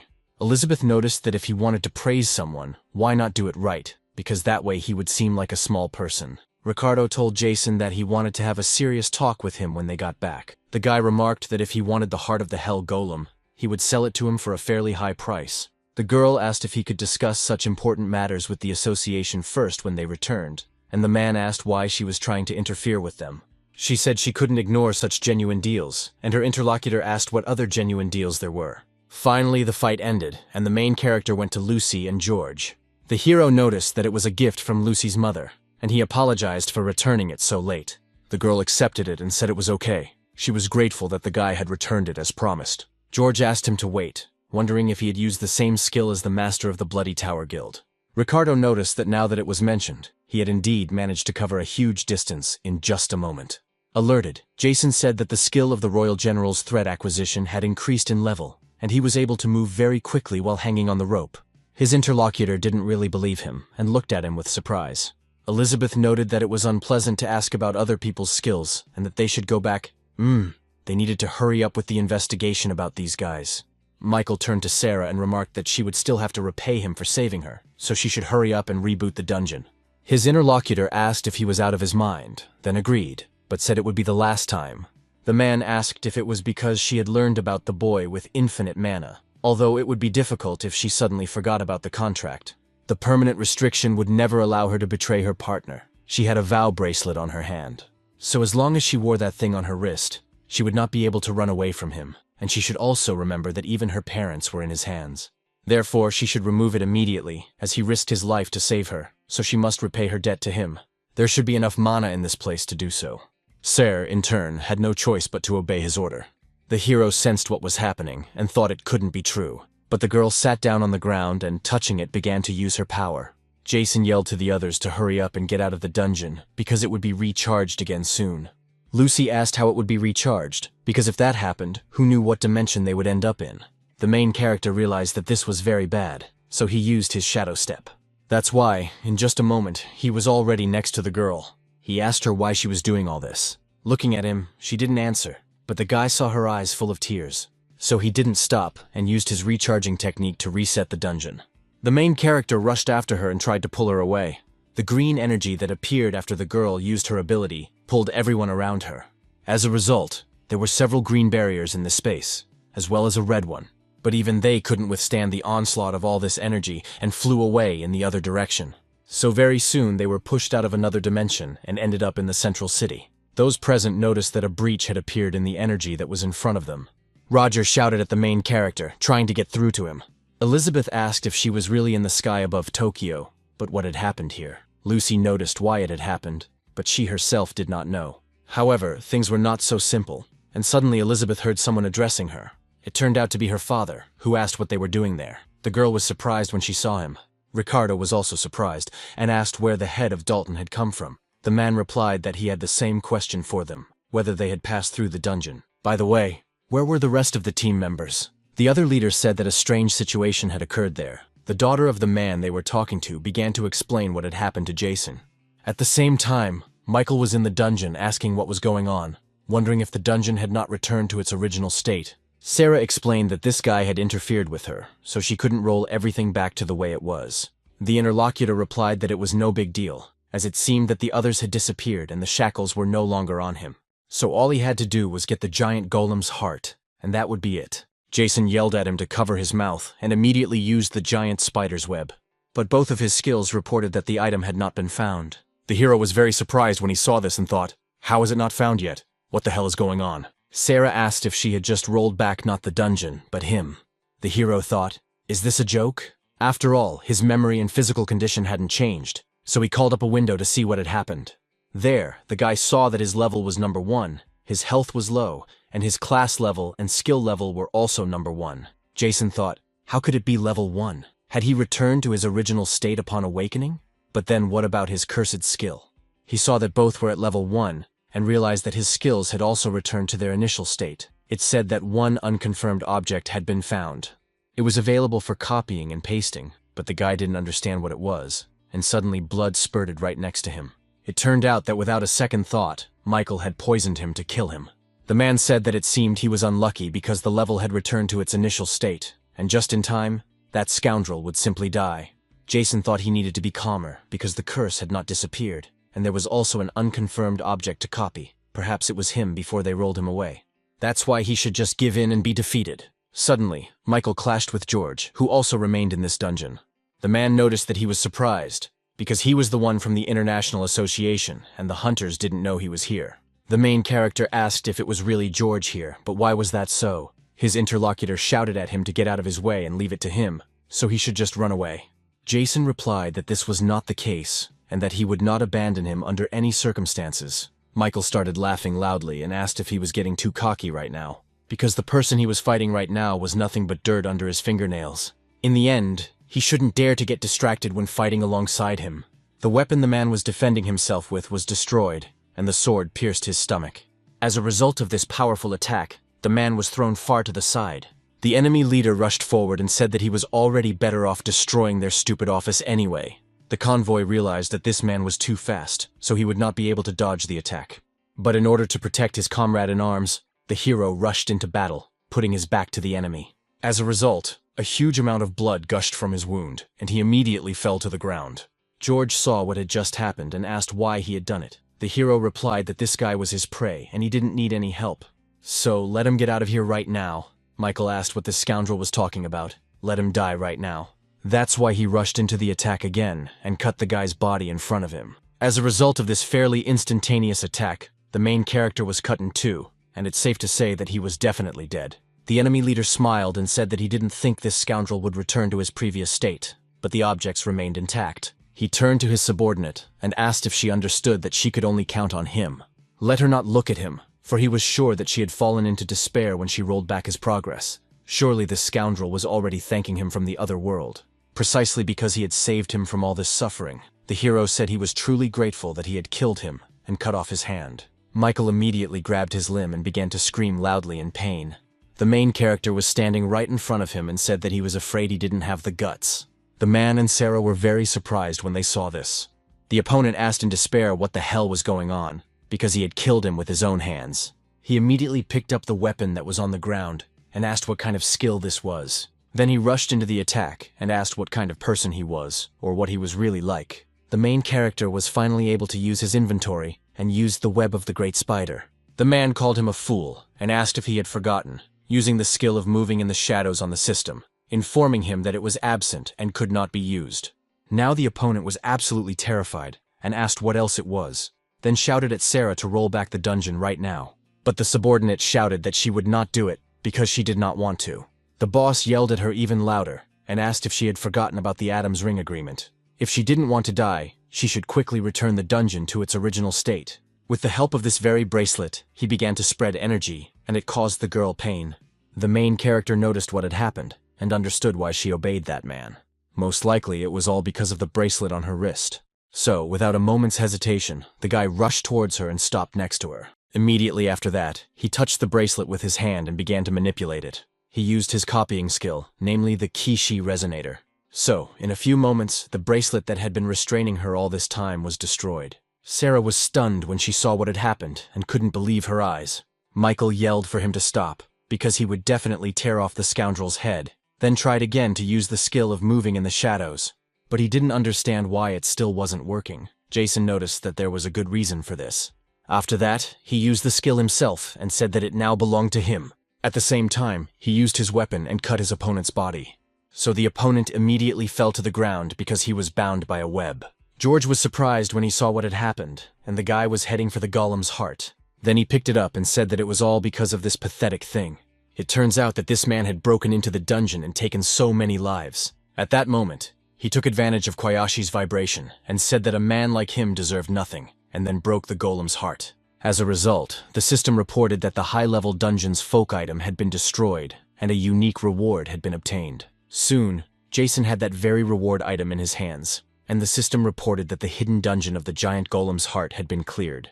The other hunters were surprised and said that the door had opened, which meant that the dungeon was protected. So they slowly began to go inside, but asked what it was, since there was no one there. Suddenly, one of the men saw the guy and noticed that it was Mr. Jason. So he asked if he wasn't with Chief Ricardo and Ms. Elizabeth, and the hero said that he had lost them during the cleanup, but they were together, so there was no need to worry. The hunters asked if that meant he had cleared the dungeon alone. Jason smiled and said that you could say that, so it was time to go back. The next day, the young man and the other members of the hunters' organization had a conversation. He sat at the table at the meeting near Ricardo so he wouldn't be far away. The others present began to discuss what had happened. Dalton said that the hidden dungeon in the snow-covered mountains of golems turned out to be multidimensional, and that was bad. They say that passing through such a dungeon affects other dimensions as well. Simon said that this was understandable, meaning that this was the reason for the breach. Georg said that what was more important was that Lady Jennifer's seal had been removed, and multidimensional dungeons were harbingers of great disaster. He was referring to the catastrophe that happened 15 years ago, the man said in his head, but it was too early to jump to such conclusions. Another person joined in and said that this was true, that it was just one destroyed multidimensional dungeon, and Georg noted that they were also saying such naive things at the time. In response, the man asked what he was talking about and how he could do that. Elizabeth could no longer listen to everything they were saying and immediately slammed her fist on the table. She then said that she apologized, but she was leaving, and they needed to question the members of the Blood Tower Guild as soon as possible. Otherwise, they would not be able to solve this problem. Simon asked if she really thought that while they were away, they were just having fun, and who, in her opinion, was dealing with the breach they had caused. Ricardo immediately asked everyone to calm down, saying that they hadn't expected this either, and that he had been told that the leaders had made every effort to resolve the issue. The interlocutor said that he wasn't saying all this to brag, then approached the hero and noticed that it was the hunter who was speaking. Jason cleared the hidden dungeon. If the rumors were true, then why hadn't they heard anything about him? And who was he anyway? The guy smiled and said he was a hunter. Simon said he knew who he was and decided to mock him anyway. The hero got up from his seat and asked what he wanted from him. He cleared the hidden dungeon with minimal losses and also discovered a dangerous multidimensional dungeon, which, in his opinion, was a reason for praise, not interrogation. Simon got angry when he heard this and said that it was interesting. He knew who he was and continued to mess with him. Ricardo noticed the situation and realized that a serious conflict was brewing. The others wondered if they were going to start a fight right there. At the same time, the chairman immediately turned to the head of Midas. He said that if he continued in the same vein, he would not receive a reward for eliminating the dungeon breach. Immediately after saying this, the man calmed down for a moment. Of course, he was still angry and told the main character that he was lucky this time. Jason noticed his technique and wondered if it was stone armor, but could he copy it? Soon, Everyone headed to the office of the association's chairman. Georg asked if it was true that he was a hunter named Jason, but which guild he belonged to. The hero said that he used to be in the Taiken Guild, but for certain reasons he was now a freelancer. The girl wondered if he had really been there. The man told the hunter that it was difficult to level up alone, but he had managed to pass through an extremely dangerous hidden dungeon, which was impressive. So well done. On behalf of the association, he expressed his gratitude to him. The hero, of course, thanked him for that, and wondered if that meant that the chairman himself had recognized him. George also thanked the representatives of the International Hunters Association, and asked if he could find out their future plans. Lucy said that first they would return. In order to report everything to him, George added that he plans to stay here. In addition, he intends to leave the International Association of Hunters. Very soon, the main character headed home. But there were a lot of people there, and he asked them to wait, because it was his house, and he didn't understand what the hell they were all doing there. George said that he had left the International Association. That's why he now has nowhere to live, and will have to stay with him for a while. Lucy was curious, but why did he decide to do this? And the man said he was sorry, but he couldn't explain the reasons yet. Roger said that he and his assistant simply couldn't leave the old man. Elizabeth said she had just come to convey Sarah's demands, so she should not be equated with these people. The hero noted that, incidentally, those two were still there. The girl replied that Michael had been detained and was now undergoing treatment in the hospital, and Sarah had refused to heal him with her own skills. When he regains consciousness, he will be transferred to prison, where he will be interrogated. The girl is still in the interrogation room at the Hunters Association. She is currently exercising her right to remain silent and is not saying a word, but is demanding to meet only with Jason Spungen. The girl is thinking, most likely, that something happened between them in the dungeon that morning. She added that, by the way, Sarah is a member of a popular idol group, and Roger said that now he understands where he knows her from. The hero said that she was most likely forced to sign a contract so that her skills could be exploited, and he destroyed the bracelet that bound her. Therefore, she would no longer have anything to do with Michael. Later, he would go to the association and visit her. He then asked what Ricardo was doing there. The man said that there was only one reason why he had come to this room. George asked if it was the heart of the giant golem, but Mr. Jason had destroyed it in the dungeon, and everyone present looked at him and asked what he was saying. The guild leader shouted, asking if he was out of his mind. How could he destroy such a super rare artifact? The main character, in turn, used his inventory and took this thing out of it. He said that what was actually destroyed in the dungeon was a fake, thinking that he had broken a copy, so it was a fake. George wondered how what was destroyed in the dungeon could be a fake, because that couldn't be. Then how to explain the clearing of the dungeon. So what was it? Had he done something? Ricardo offered 50 billion and said that he had said he would sell it for that amount. Elizabeth told him not to be surprised by the amount, as the item was worth more than that money, and the association could offer 80 billion. Roger told the elder to look at the items at auction, which start at 100 billion, and those present asked why he said that. Ricardo got angry and asked why he had gone so far, because the guy had promised to sell it to him. So he shouted further, "How about 200 billion? If that's not enough, let him name the price at which he is willing to sell it." A short time later, the hero was lying at home with the artifact in his hands, thinking that this couldn't be true, that it really wasn't worth 200 billion. That is, he would secretly put the copied golem's heart up for auction abroad, so he would soon become obscenely rich. The guy was happy about this and thought that in addition, thanks to clearing the dungeon, his level had risen to almost 300. He then got up and said that he was so preoccupied with money that he completely forgot about the unique reward. That's why he went to his inventory and took it out. The system informed him that it was a sealed item, and that he could remove the seal by pouring a little mana into it. Jason noticed that if we're talking about it, it's easier than easy for him. So he did it, and another item appeared in his hands, called a particle of dimensions. The system said that by collecting all the particles, he could create a key of dimensions. This would open the doors to the desired dimensions, and the particles would be attracted to each other. Their number and the level of access would depend on the level of the key. The hero thought about what else the measurement particle could do. It would become a key, one of 5, which meant there were 4 more. But why wasn't it automatically copied? Naturally, the guy tried to copy it, but the system reported that it was an item that could not be copied and pasted. Jason realized that it couldn't be copied, which meant he would have to collect everything himself. But that was bad because this skill seemed to be becoming useless. A few moments later, the guy heard a knock on the door and asked who was there. It turned out to be George, who addressed him and said he wanted to clarify something with him. The guy asked if this gentleman was still awake. A few moments later, they looked at each other, quite hostile. The main character saw that the man who had come to him was holding his own weapon. So the guy got up from his seat and asked what this man was up to. The man, in turn, did not hesitate for a second and immediately rushed to attack. So a few moments later, the guy's body was pierced by his blade. 15 years ago, Europe was talking about when the terrible disaster happened. Monsters were destroying everything around them, one of which was a level 500+ drake, a creature classified as a lower species of dragon, but with characteristics comparable to the higher ones. People shouted that this creature was using fire and were the first to pursue it, aiming to strike it with a magical explosion with an ice attribute. The wizard who arrived at the scene of the battle shouted that he understood everything. The woman headed in his direction and immediately used her technique called Ice Bolt. The creature in turn did not simply let this attack pass and hid behind its wings. The man said that he didn't have a single scratch on him, but his companion asked if they really couldn't handle such an ultra monster from class that had appeared out of nowhere on their own. Drake didn't stop for a second, so he attacked the rest of the people with his fire. Those who were caught in this massive attack tried to hide, running away so that the deadly fire would not reach them. But the creature circled around, trying to kill as many people as possible. One of the men ran away and told George that they should run, because they couldn't fight it. The appearance of the anomalous monster plunged the world into hell, and as a newly awakened novice hunter, the man resigned himself to death. But suddenly he heard someone address him and ask if the rookie was okay. The guy immediately opened his eyes and couldn't believe he was still alive. It turned out that right in front of him was the man who had just saved him.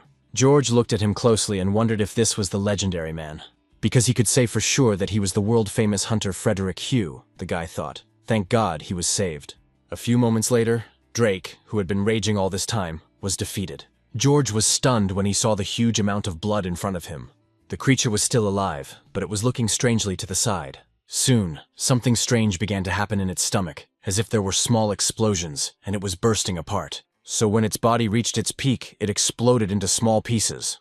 Of course, it was struck by the legendary hunter Frederick. George realized that he had done it, and thought it was just amazing. Thought he should wait, wondering if he had just been killed. He couldn't actually see the bodies, but he didn't understand what was happening. Soon a girl appeared and told Frederick that she had told him not to use it in front of strangers, and the guy thought he didn't understand when she arrived. So was it she who saved him from this huge explosion? The man said it was an emergency, and it was the fastest way to defeat this entity.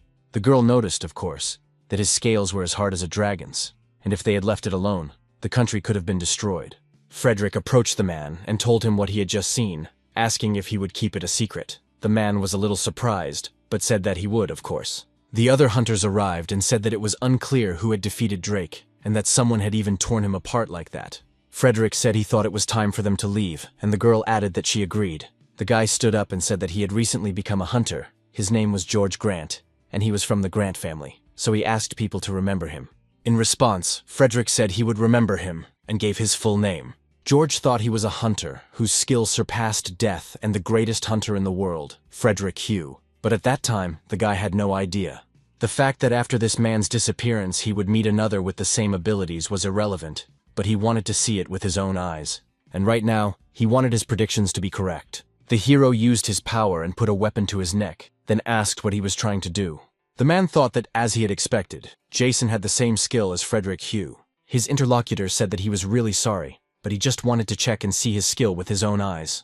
The hero said that he was trying to kill him to check. Suddenly, they heard Roger addressing the older man and looked at him. The young man was very surprised and frightened at that moment, so he asked what was going on. The hero asked him why he was still there and realized that this was becoming problematic. After a while, George bowed and said that he was really sorry. Jason said that everything was fine and asked who taught him to apologize with a bow. Lucy said it was her. She had heard that when you commit a serious crime in the East, this is how you apologize. The hero remarked that this was insufficient for murder. The man said that in order to atone for his guilt, he would stay with him. The guy told him not to decide everything on his own. Roger asked if the elder had the same resurrection skill as Frederick, and his interlocutor told him not to call him that. The subordinate noted that this was the ability to return to life after death, and that was why the hero was so strong. The hero thought he should let them think incorrectly for now. He said it didn't matter, and then asked why Lucy hadn't come back too. His interlocutor held out the artifact and said she needed to talk to him about it. Jason realized that this was the very piece he had recently received as a reward. The hero asked if her spatial object had suddenly started to resonate, and Lucy replied that it had, that she had followed it and was surprised when it led her to this room. Her part of the artifact was numbered 1, while Jason's was numbered 5, so she was curious to know where he had gotten it. The guy said he got it when he destroyed the heart of a giant golem, and it was a unique reward. Lucy said she could see that they might need to investigate. The part of the artifact she has is one of her mother's memorable gifts. Referring to a note her mother left her, these pieces resonate with each other and are also attracted to each other, as has just been proven. Does this mean that perhaps now they will be able to find the remaining parts of the artifact more easily? Roger remarked that, incidentally, it would be interesting to see what they could do with it. Lucy remarked that if they gathered them all, they say it's the key to opening the door to dimensions. Jason asked if they could really open the door with it, perhaps similar to the multidimensional dungeon they had found. The girl replied that this was correct. If multidimensional dungeons existed, like the one hidden in the snowy field of the golem, collecting the pieces would form the key. Therefore, they should be able to freely open and close the door between dimensions, as well as travel through them. The guy said that Lucy had come to Japan not only to search for her mother's whereabouts, but also to gather information about this artifact. The girl said that was right. She believed that her mother and father were alive somewhere in another dimension. George said he agreed because he couldn't imagine them being dead. Roger asked if that was the case. Why hadn't they returned? Could it be that they didn't have the key to this dimension, or that the door could only be opened from this side? Lucy said that this was, of course, possible, or perhaps they were staying there for some reason. The hero thought that they had decided not to return, so perhaps they had some other reason to stay, something even more terrible than the Great Catastrophe. Jason noted that, in any case, if they could open and close the door to the dimension with a key, they could close the multidimensional dungeons to prevent the catastrophe. Roger wondered how this thing could become a key. At the same time, a small golem reached out for it with its hand. Because of this, he pushed the two particles together, and they collided violently. A few moments later, they changed their orientation and ended up where they were supposed to be next to each other. Soon, there was only a bright flash of light and a force that spread throughout the area. Roger asked what this was, because he thought he was going to die. Lucy looked at what had happened and said, "Did these particles really stick together?" She then reached for this so-called key and said she was surprised. She thought it was cool that if they collected all the particles, it wouldn't turn into a key, but it would just stick together and become one. So now she was convinced of that. The hero looked at her in surprise, not quite understanding what she was talking about. He asked if it was true that the resonant sound had become even louder, and that these parts were also attracted to each other. Lucy said that the louder the sound, the stronger the force of attraction, and they must be careful when these pieces resonate with the other pieces. The girl was sure that the person who had them was not an ordinary person, and the one who had them finally said that they would be able to return home. An interesting conversation took place in the European apartment of the Starfield Guild. The leader asked the girl why she was laughing, since the guys from the Bloody Tower Guild had failed their mission. Sylvia said that the leader had finally received the gift of movement, and they congratulated him because he had taken another step on the path to becoming transcendent. The man said that now he could only use it to move short distances, but eventually he would be able to make it grow only with the help of copying skills. The elf noted that this might soon become possible, and her interlocutor asked on what basis she was saying this. The girl noted that the part in her hands began to resonate, so one of the 5 parts was connected to another, and the one they had should tell them where the rest were. Jonathan asked if she meant that all 5 parts of the artifact had been found, and it seemed that she would soon be able to return home. The girl replied that this was correct. The man asked if her place of residence did not have its own key. Sylvia replied that this was not the case, that one of them did have a key, but that it was now impossible to open the spatial door from the other side, which had happened 15 years ago because of the magician Jennifer. All the spatial doors that were connected to the Earth were locked with a key that was on the other side of the Earth. It was divided into 5 parts, and all of them were sealed in different places. Jonathan said that as soon as they collected these parts, they would open the lock, but would the spatial door open again? His interlocutor noted that everything was correct. First, they would open the spatial door to the fairy country, her homeland, the sacred tree. There is a gift there that is similar to the skill of copying, and if a man can apply it, he will be able to develop his other gifts. Jonathan said that it sounded good, of course, but was it really the same as copying? She was surprised when she first saw his skills. Sylvia was a little wary and didn't know how to respond. The man asked if she really thought he didn't know her intentions. Her home world was the dimension of the elves. The world tree of their world had been charged several hundred years ago, and now it was called Dark to top it all off. It was also on the verge of extinction.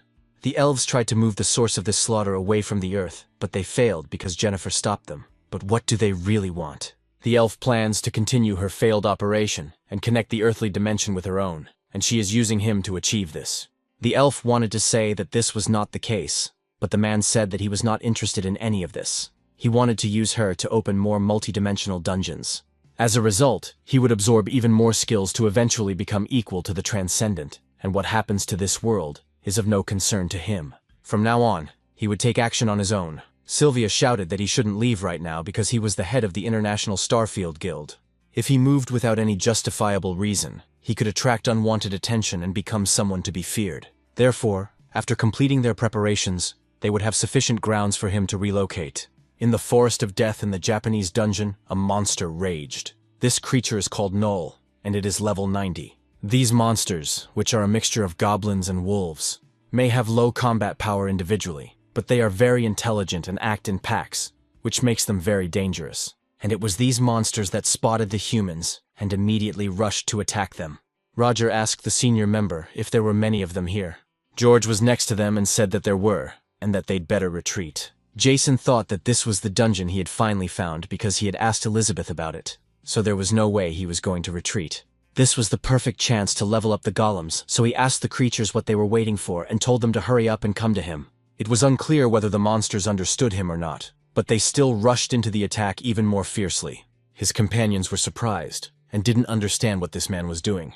The monsters continued to run at a speed that was not true to him, and all they could do was wait. The system reported that a golem core had been used, and that golems were being created, and very soon, an incredible number of these cores were obtained. So the main character released his army of familiars, and they rushed forward. Roger wondered where the golems had come from, and the man asked if it was really the guy who had summoned them. The hero smiled and said that it was eye for an eye, and also pack for pack.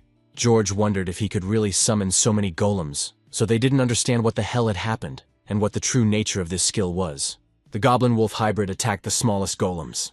One of the creatures tried to bite the baby's head, but nothing good came of it. Roger said that no matter how strong the golems were, the difference in their vitality and level was simply enormous. But a few moments later, the familiar that was attacked first killed the creature that did it, so the monster flew a very long distance in that very second. And the army of small supporters rushed into the attack because they realized they would win. As a result, within a few moments, the monsters were destroyed.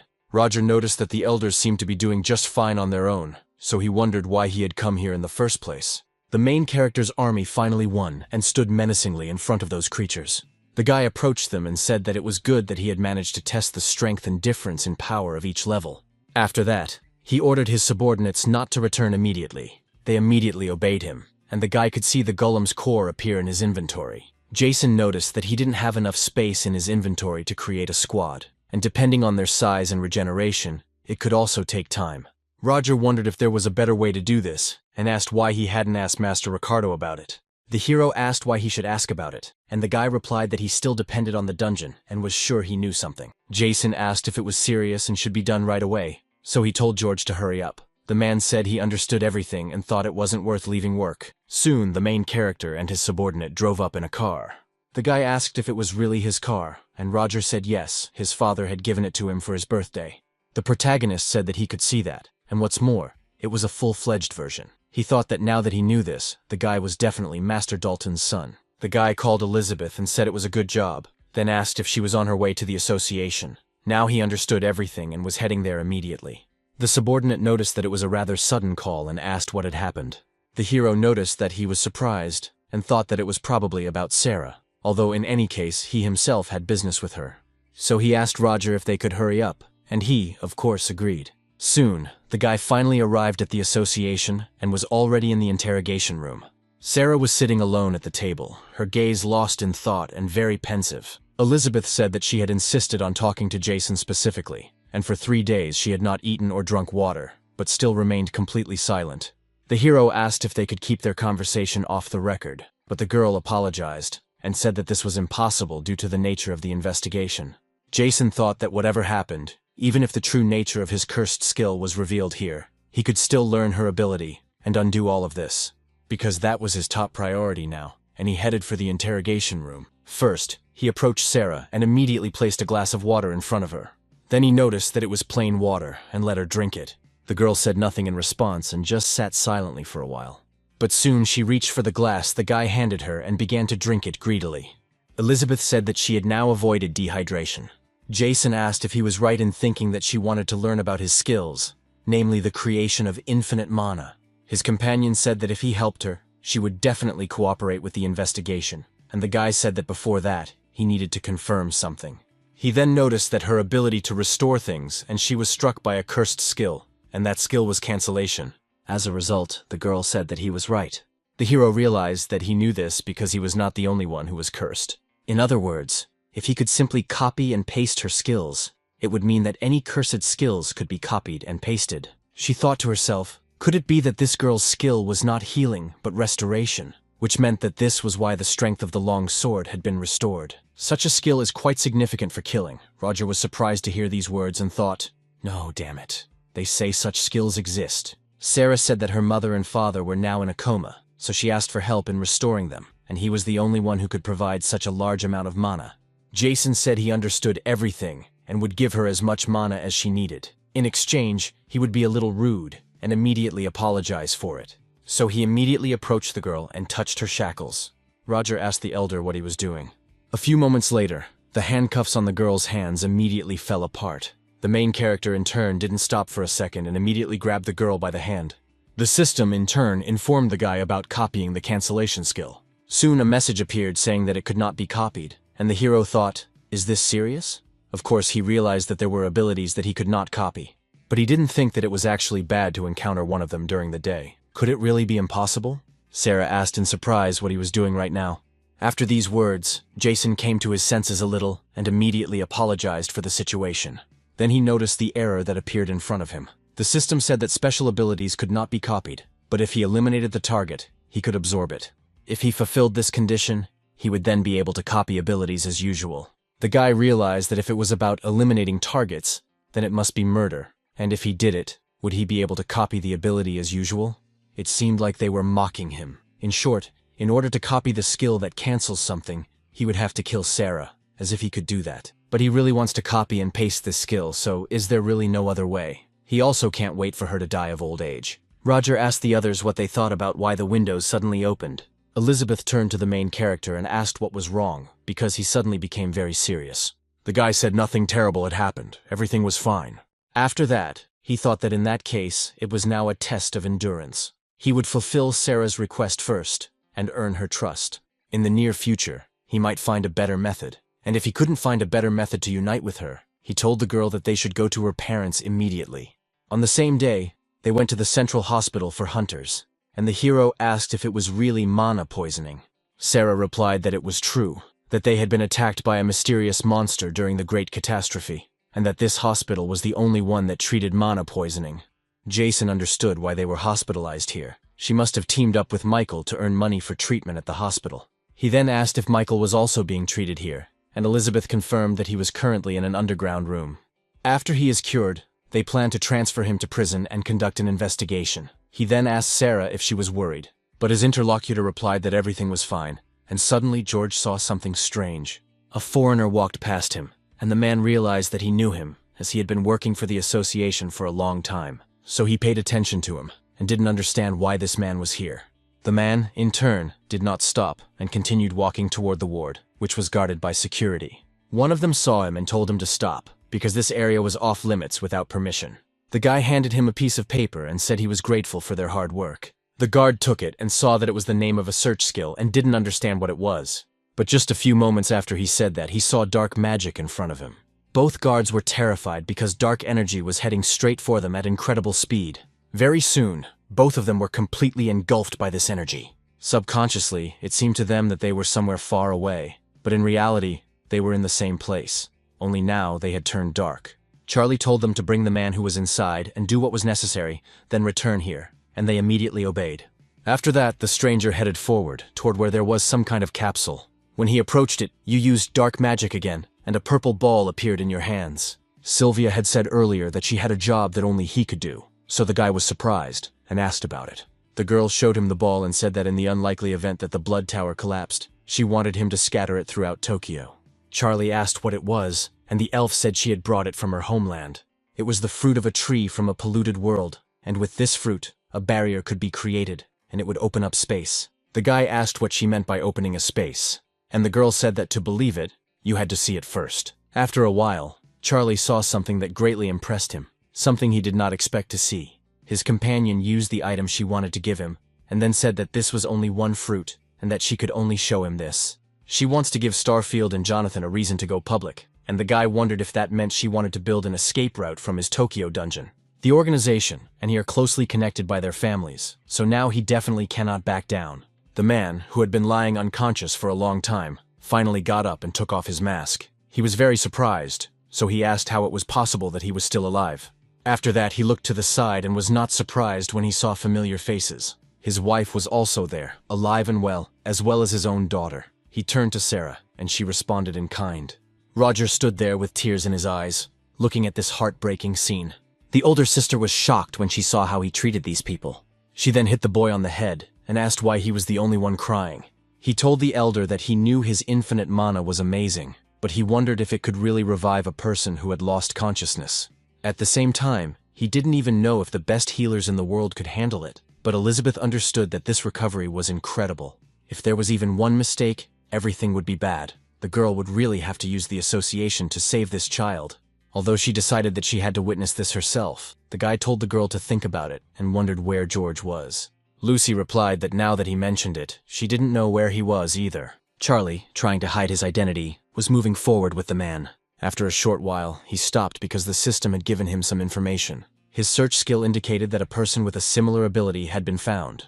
The guy immediately took off his hat and asked if there was really someone with that skill in the hospital. The man in front asked what the hell he was talking about, then realized that Sarah's parents were in this hospital. He hoped they wouldn't tell him that the guy standing right there was somehow connected to him. But then someone called out Charlie's full name. It turned out to be George, who said that the guy was hiding his face with a hat, so he almost didn't recognize him. The man remarked to him that it was interesting that someone from the International Hunters Association had come to Japan, and in the end, he wanted Michael like a dog wanted Strawfield.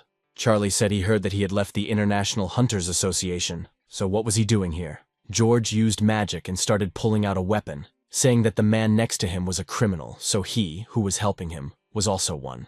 The foreigner said that he was as reckless as ever and couldn't he see that this was a hospital.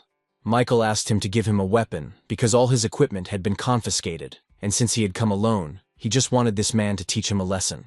Because in reality he was very weak and couldn't do anything on his own, Jason suddenly appeared and said that he was here too.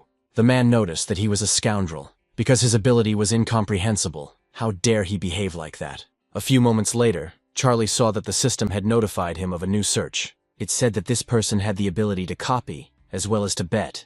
Charlie immediately smiled and thought that he had finally found the skill of copying right in front of him. At the same time, Elizabeth approached and said that it was terrible, because one thing after another was happening. First Michael, and now international crime.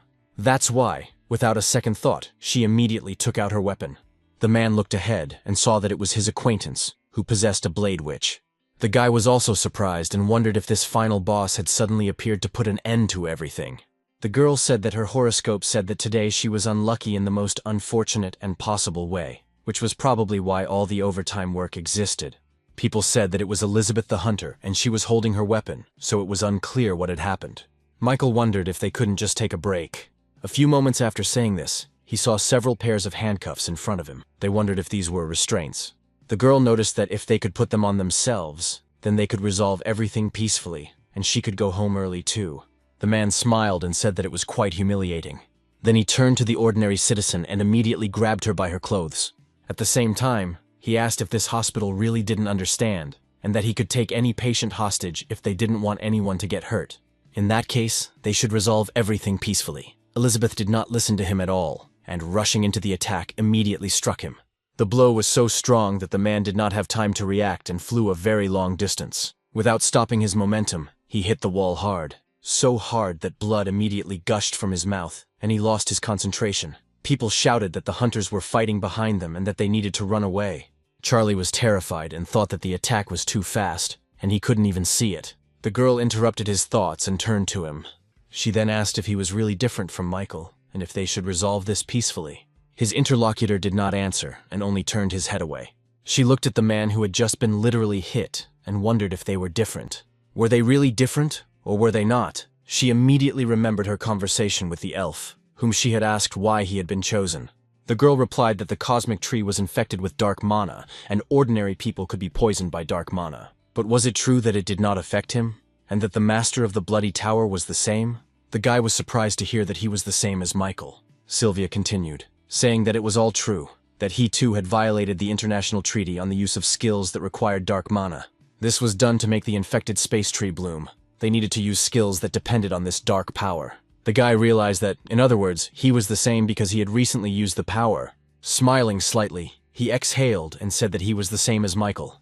Therefore, he could say that this whole situation could not be resolved peacefully. He immediately began to take out his own weapon and said that he needed this man. That's why he'll take it and leave no matter what. Elizabeth noticed his weapon and thought that the ball looked quite familiar. George said it was Angelus's rapier, and it seemed that this guy was really serious. So the hero asked what he meant. The man noted that this ball had been passed down from generation to generation in a family of holy knights in Britain, and that it was the only holy ball in the whole world. It was of the same rank as the long sword of the Khaleesi dragon, specializing in cutting rather than stabbing blows, and the hero was surprised by its level. He must have noticed that everything was correct, but it was different from a long sword in that it had no attack power, but it regulated the level, also known as the Inquisitor of Heretics. It can nullify all skills and weapons that it considers kinetic. Elizabeth uses a magic sword, a witch's blade, so that's bad. And so, after a few moments, the opponent's weapons clashed in battle. The girl noticed that her weapon was beginning to lose, and therefore the fight was not going well. Jason saw that she had missed a blow and immediately began to worry.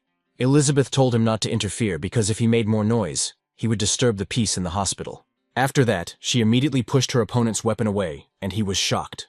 She then jumped up and prepared to strike him with her sword. Charlie noticed the rather swift attack and jumped back, then asked if she really wasn't going to use her skills just because they were in a hospital, and maybe she thinks she can win with her weapon like this. While the stranger was distracted by his conversations, he noticed that a weapon was already flying towards him. Fortunately for him, he managed to react and held his sword directly in front of him. But holding such a weapon was quite difficult for him, because it was heavy. That's why, under the girl's pressure, he had to retreat again. When he did so, he felt blood gushing from his nose. He realized that simply by blocking her attack, his internal organs had been damaged even before the swords clashed. The difference in their levels was colossal. It turned out that it was precisely this power of the 10th strongest hunter in the world that the girl asked if he wanted to resolve everything peacefully now. At that moment, Charlie, who had already started to panic, decided that since they were in the hospital, he didn't want to use his special skills unnecessarily. Suddenly, Michael addressed them and said that this hunter was just a scoundrel. Everyone immediately turned their attention to him and saw that the man was already conscious. He got up, and it was clear that a dark flower was growing out of his stomach. With a smile on his face, he said that this was the very hospital they so desperately wanted to protect. And he, in turn, would erase its entire existence and immediately planted the flower. Charlie immediately shouted for him to stop and not do that because it was a hospital. The man asked if he understood correctly that this man was going to place it in key locations in Tokyo. In that case, they should leave this flower in this hospital as well. The main character asked what Michael was talking about, and the guy persuaded him. George turned his attention forward and said that it was dark mana. The guy asked about it in surprise, and the ally said that the mana possessed by users of dark skills seemed to be something Michael also understood how to use. There is too much of this dark power, and if it continues, ordinary people in the hospital will be poisoned by it. The main character used giant spider silk and simultaneously activated the shadow movement skill. At the same time, he declared that the person who did all this was simply a scoundrel. At the same time, he tied him up and shouted for him to stop this whole situation right now. But Michael said that he could no longer do anything and that it was too late.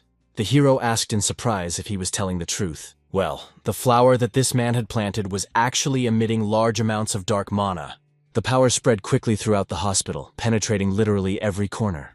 It was because of this power that even ordinary civilians suffered. The dark tree gradually spread its roots, and soon the hospital was completely saturated with this power. Very soon, a huge tree appeared, on which parts of the hospital were held. The doctor held the patient who was hanging and begging for help, but after a few moments he couldn't hold her, and her body immediately began to fall. The girl was very frightened at that moment and began to scream loudly. But fortunately, the main character was able to use his threads to save her. A few moments later, he calmly laid her on the ground. He then asked if she was all right and asked her to follow him to evacuate. She smiled sweetly when she saw him and thanked him, and the hero thought that it was good that the patient could move on her own. But the situation that had occurred now looked very scary. So he looked down and saw that there were many patients there, some of whom were so badly injured that they could not move on their own. He looked further and saw that Elizabeth and George were taking care of others right now. The hospital was filled with a dark aura, and if this continued, it would infect them all. And if that happened, it would be very bad. In that case, they would be forced to restore the entire hospital with Sarah's ability. There were quite a few people under the rubble. Roger and his golem were rescuing a man, and he asked to lift a piece of the belt. It was excellent work, and they would soon be done. Soon, the main character appeared and immediately turned to his subordinate. The guy noticed him and said that it was the older one, but he was curious about what had really happened here. The little assistant threw a huge piece of debris aside at the same time. Jason came closer and asked if everything was under control here, and the guy noted that this branch was safe thanks to Lucy. The main character was surprised, because he didn't know that the girl would be right here. Soon he came closer and noticed a huge amount of ice holding the hospital in place. So he touched the crystals and asked if it was really ice. The girl replied that he was right, and that it was an ice barrier. It helped prevent the destruction of the hospital ward, but it couldn't completely block the dark mana. A few moments later, his companion destroyed it so that the guy could enter. He and his subordinate began to walk and said that in any case, he was glad that they were safe. He said that the strange tree had destroyed most of the hospital, and that the spread of dark mana was making the situation even more dangerous. The fastest way to solve this problem was to rebuild the hospital, but it might be too early, as the girl thought. Whether she was ready for it, Sarah said she could do it. Because she had already recovered from the dungeon, and because of Jason, they shouldn't worry about the mana. So they soon arrived at the tree, and Roger noticed that it was bigger than he expected. So is this tree the reason? But where did it come from, and how did it get here? Jason noticed that Michael's robot had escaped, and then this tree appeared. Sarah realized that he knew her parents were here, but he did it anyway because he didn't care if they died. Lucy approached the trunk of this huge tree and began to examine it closely. The main character said that they should start rebuilding, and his ally agreed. Immediately after that, he gradually began to gather his strength and direct his mana directly to the girl. She, in turn, touched the tree and began to apply her power to it.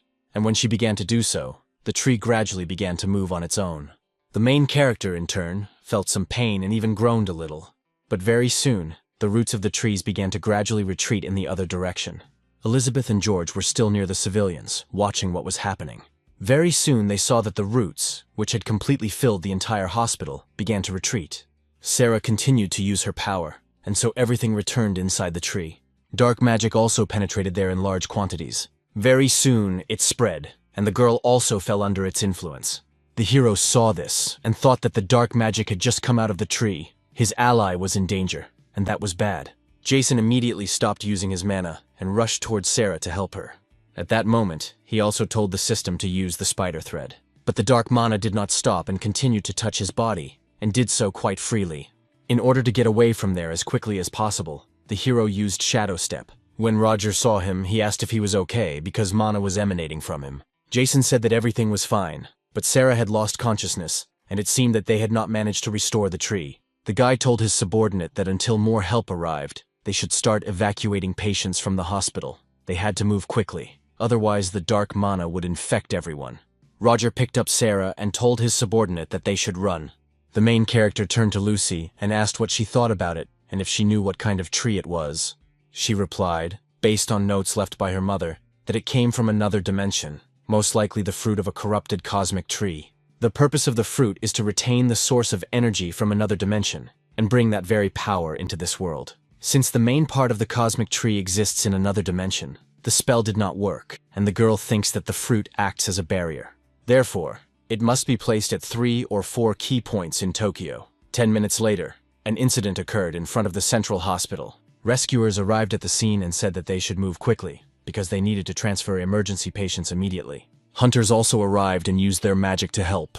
One of the guys asked if it was true about the wizard of the Midas Guild, telling him to hurry up and cleanse the dark mana. The hunter told him to cover his mouth because he was trying, but nothing was working. If he continued like this, he would simply waste his mana, and nothing would come of it. The elves said that the infected cosmic tree from another dimension was right in the center of Tokyo, and even seeing it with his own eyes, he couldn't believe it. Elizabeth noticed that she apologized and had already announced a search for Michael and Charlie. Simon remarked that who would have thought that the girl would let someone like Michael just run away like that? So was it all because of Charlie? If he is involved in this, wouldn't it be easier to confront Starfield and the Hunters Association? Ricardo remarked, referring to the Bloody Tower, the Japanese guild. They could use this as an excuse, so why were they asking them to solve a problem caused by a Japanese hunter? There's no need to worry about it because the man will catch Michael soon. Those present heard a strange noise, and someone asked what was causing the tremor, wondering if the hospital was about to collapse. One of the hunters shouted to the chairman that they now had a serious problem, and the man asked what had happened. The subordinate shouted that a second tree had just appeared in the Kita area. Jason immediately thought of Michael and realized that a second one had appeared. Indeed, in the very place the guy had mentioned recently, there was a tree. The news reported that 2 large mysterious trees had appeared in different places today. The Hunters Association also discovered that dark mana was being released by these trees, and it acts like poison, so the government issued an order. Regarding the emergency evacuation in Tokyo, the man inquired where they were planning to evacuate them, while the children were delighted that they would not have to attend school tomorrow.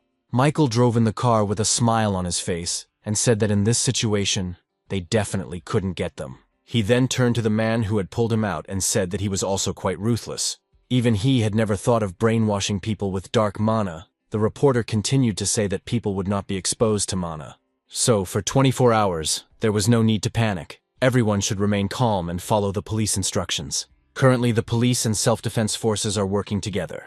They are also doing everything possible to resolve the situation as quickly as possible. Michael noticed that his ally was contaminating people and turning them into puppets. Charlie got angry about this and said that he was a scoundrel and should stop acting like he knew what he was talking about. The man told him not to be angry, because he had praised him, and they should search for them desperately right now. But as long as they move together, no one will find them. In that case, he was completely sure that those who were looking for them did not expect them to be riding in a police car, only 3 of them, so they needed to get down to business. At about the same time, a conversation took place in the chairman's office, and Georg noticed that he was being told that there was a chance about the 3 from the contaminated trees. It turns out that they will not appear around Tokyo to create some kind of barrier, Lucy said, at least according to her mother's records, and that is true. It seems that the infected trees also appeared during the Great Catastrophe, and they serve as a barrier and a gateway so that the infected monsters will flood into Tokyo. Ricardo wondered if they were really there during the Great Catastrophe. The main character was actually terrified when he heard this information. He remembered a moment from his childhood when that very root appeared. The boy asked his dad if everything would be okay, and his father said that everything was fine, to make sure he was sitting properly and to hold on tight. After that, he stepped on the gas and the car began to move quite quickly. The man realized that things were bad, and that this was what his friend had been talking about. But who in the world would use this in the city center? The tree continued to spread, and suddenly one of the roots headed straight for the car. The main character was very frightened and immediately shouted to his father. He doesn't even know why he remembered this now.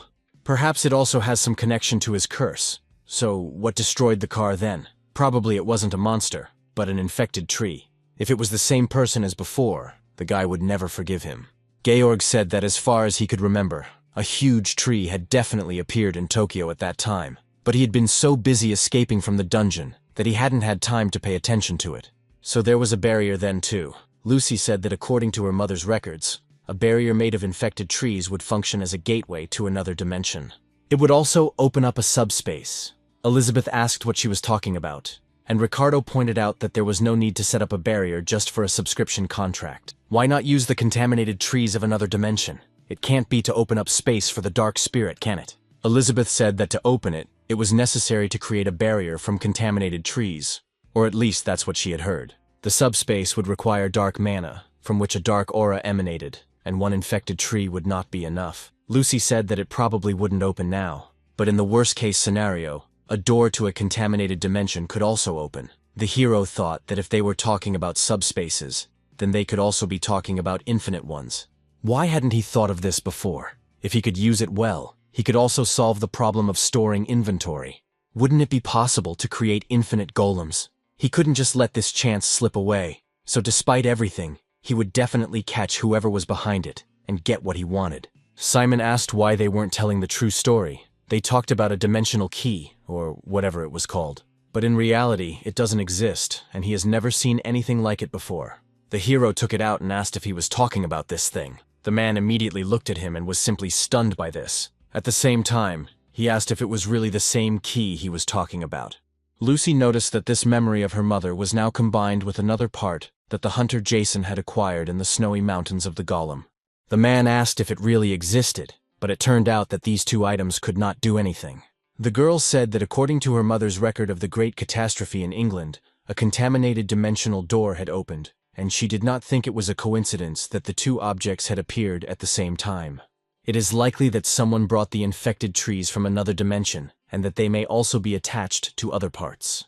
Georg said that, as the girl noted, the worst-case scenario is that the dimensional door could indeed open, and then it would no longer be a problem only for Tokyo. He immediately contacted the International Hunters Association and the American Hunters Association for cooperation, but Ricardo said they didn't have it. After all, part of it was also in his guild, and an hour had already passed. The hero and the others went to the vault, and he thought how huge the door was, like the entrance to a dungeon. Simon noted that he knew this master was obsessed with dungeons, but let him just think that he even had a dimensional piece. Jason asked how he managed to get it in the first place. His interlocutor stated that since this man was saying nothing, it meant that he had obtained it through some backroom deal, and that it could also be a fake. Igrai paid attention to his system and realized that it was definitely not a fake. Even in his inventory, the dimensional parts resonated strongly. Finally, the owner of this repository opened the door because he wanted to show the main character that very part. Those present began to go inside and saw the wall on which the part was located. Simon noticed that the storage room was so large, but could it be that only this piece was here? The hero noticed that only Ricardo and he would be leaving from here. His companion was very surprised when he heard this, and then asked what the hell he was doing. Lucy said that combining the two pieces was quite dangerous, and who knows what would happen when they tried to combine the three pieces into one.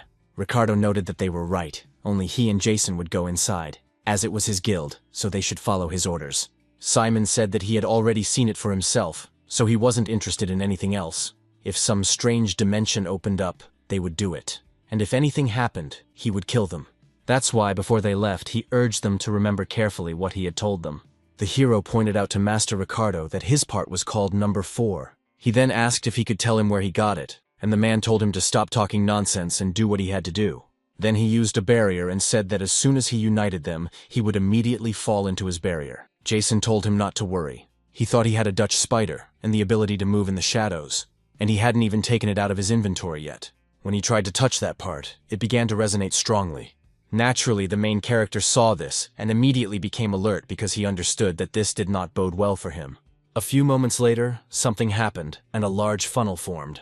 The force that caused this knocked down the door at the entrance to the vault.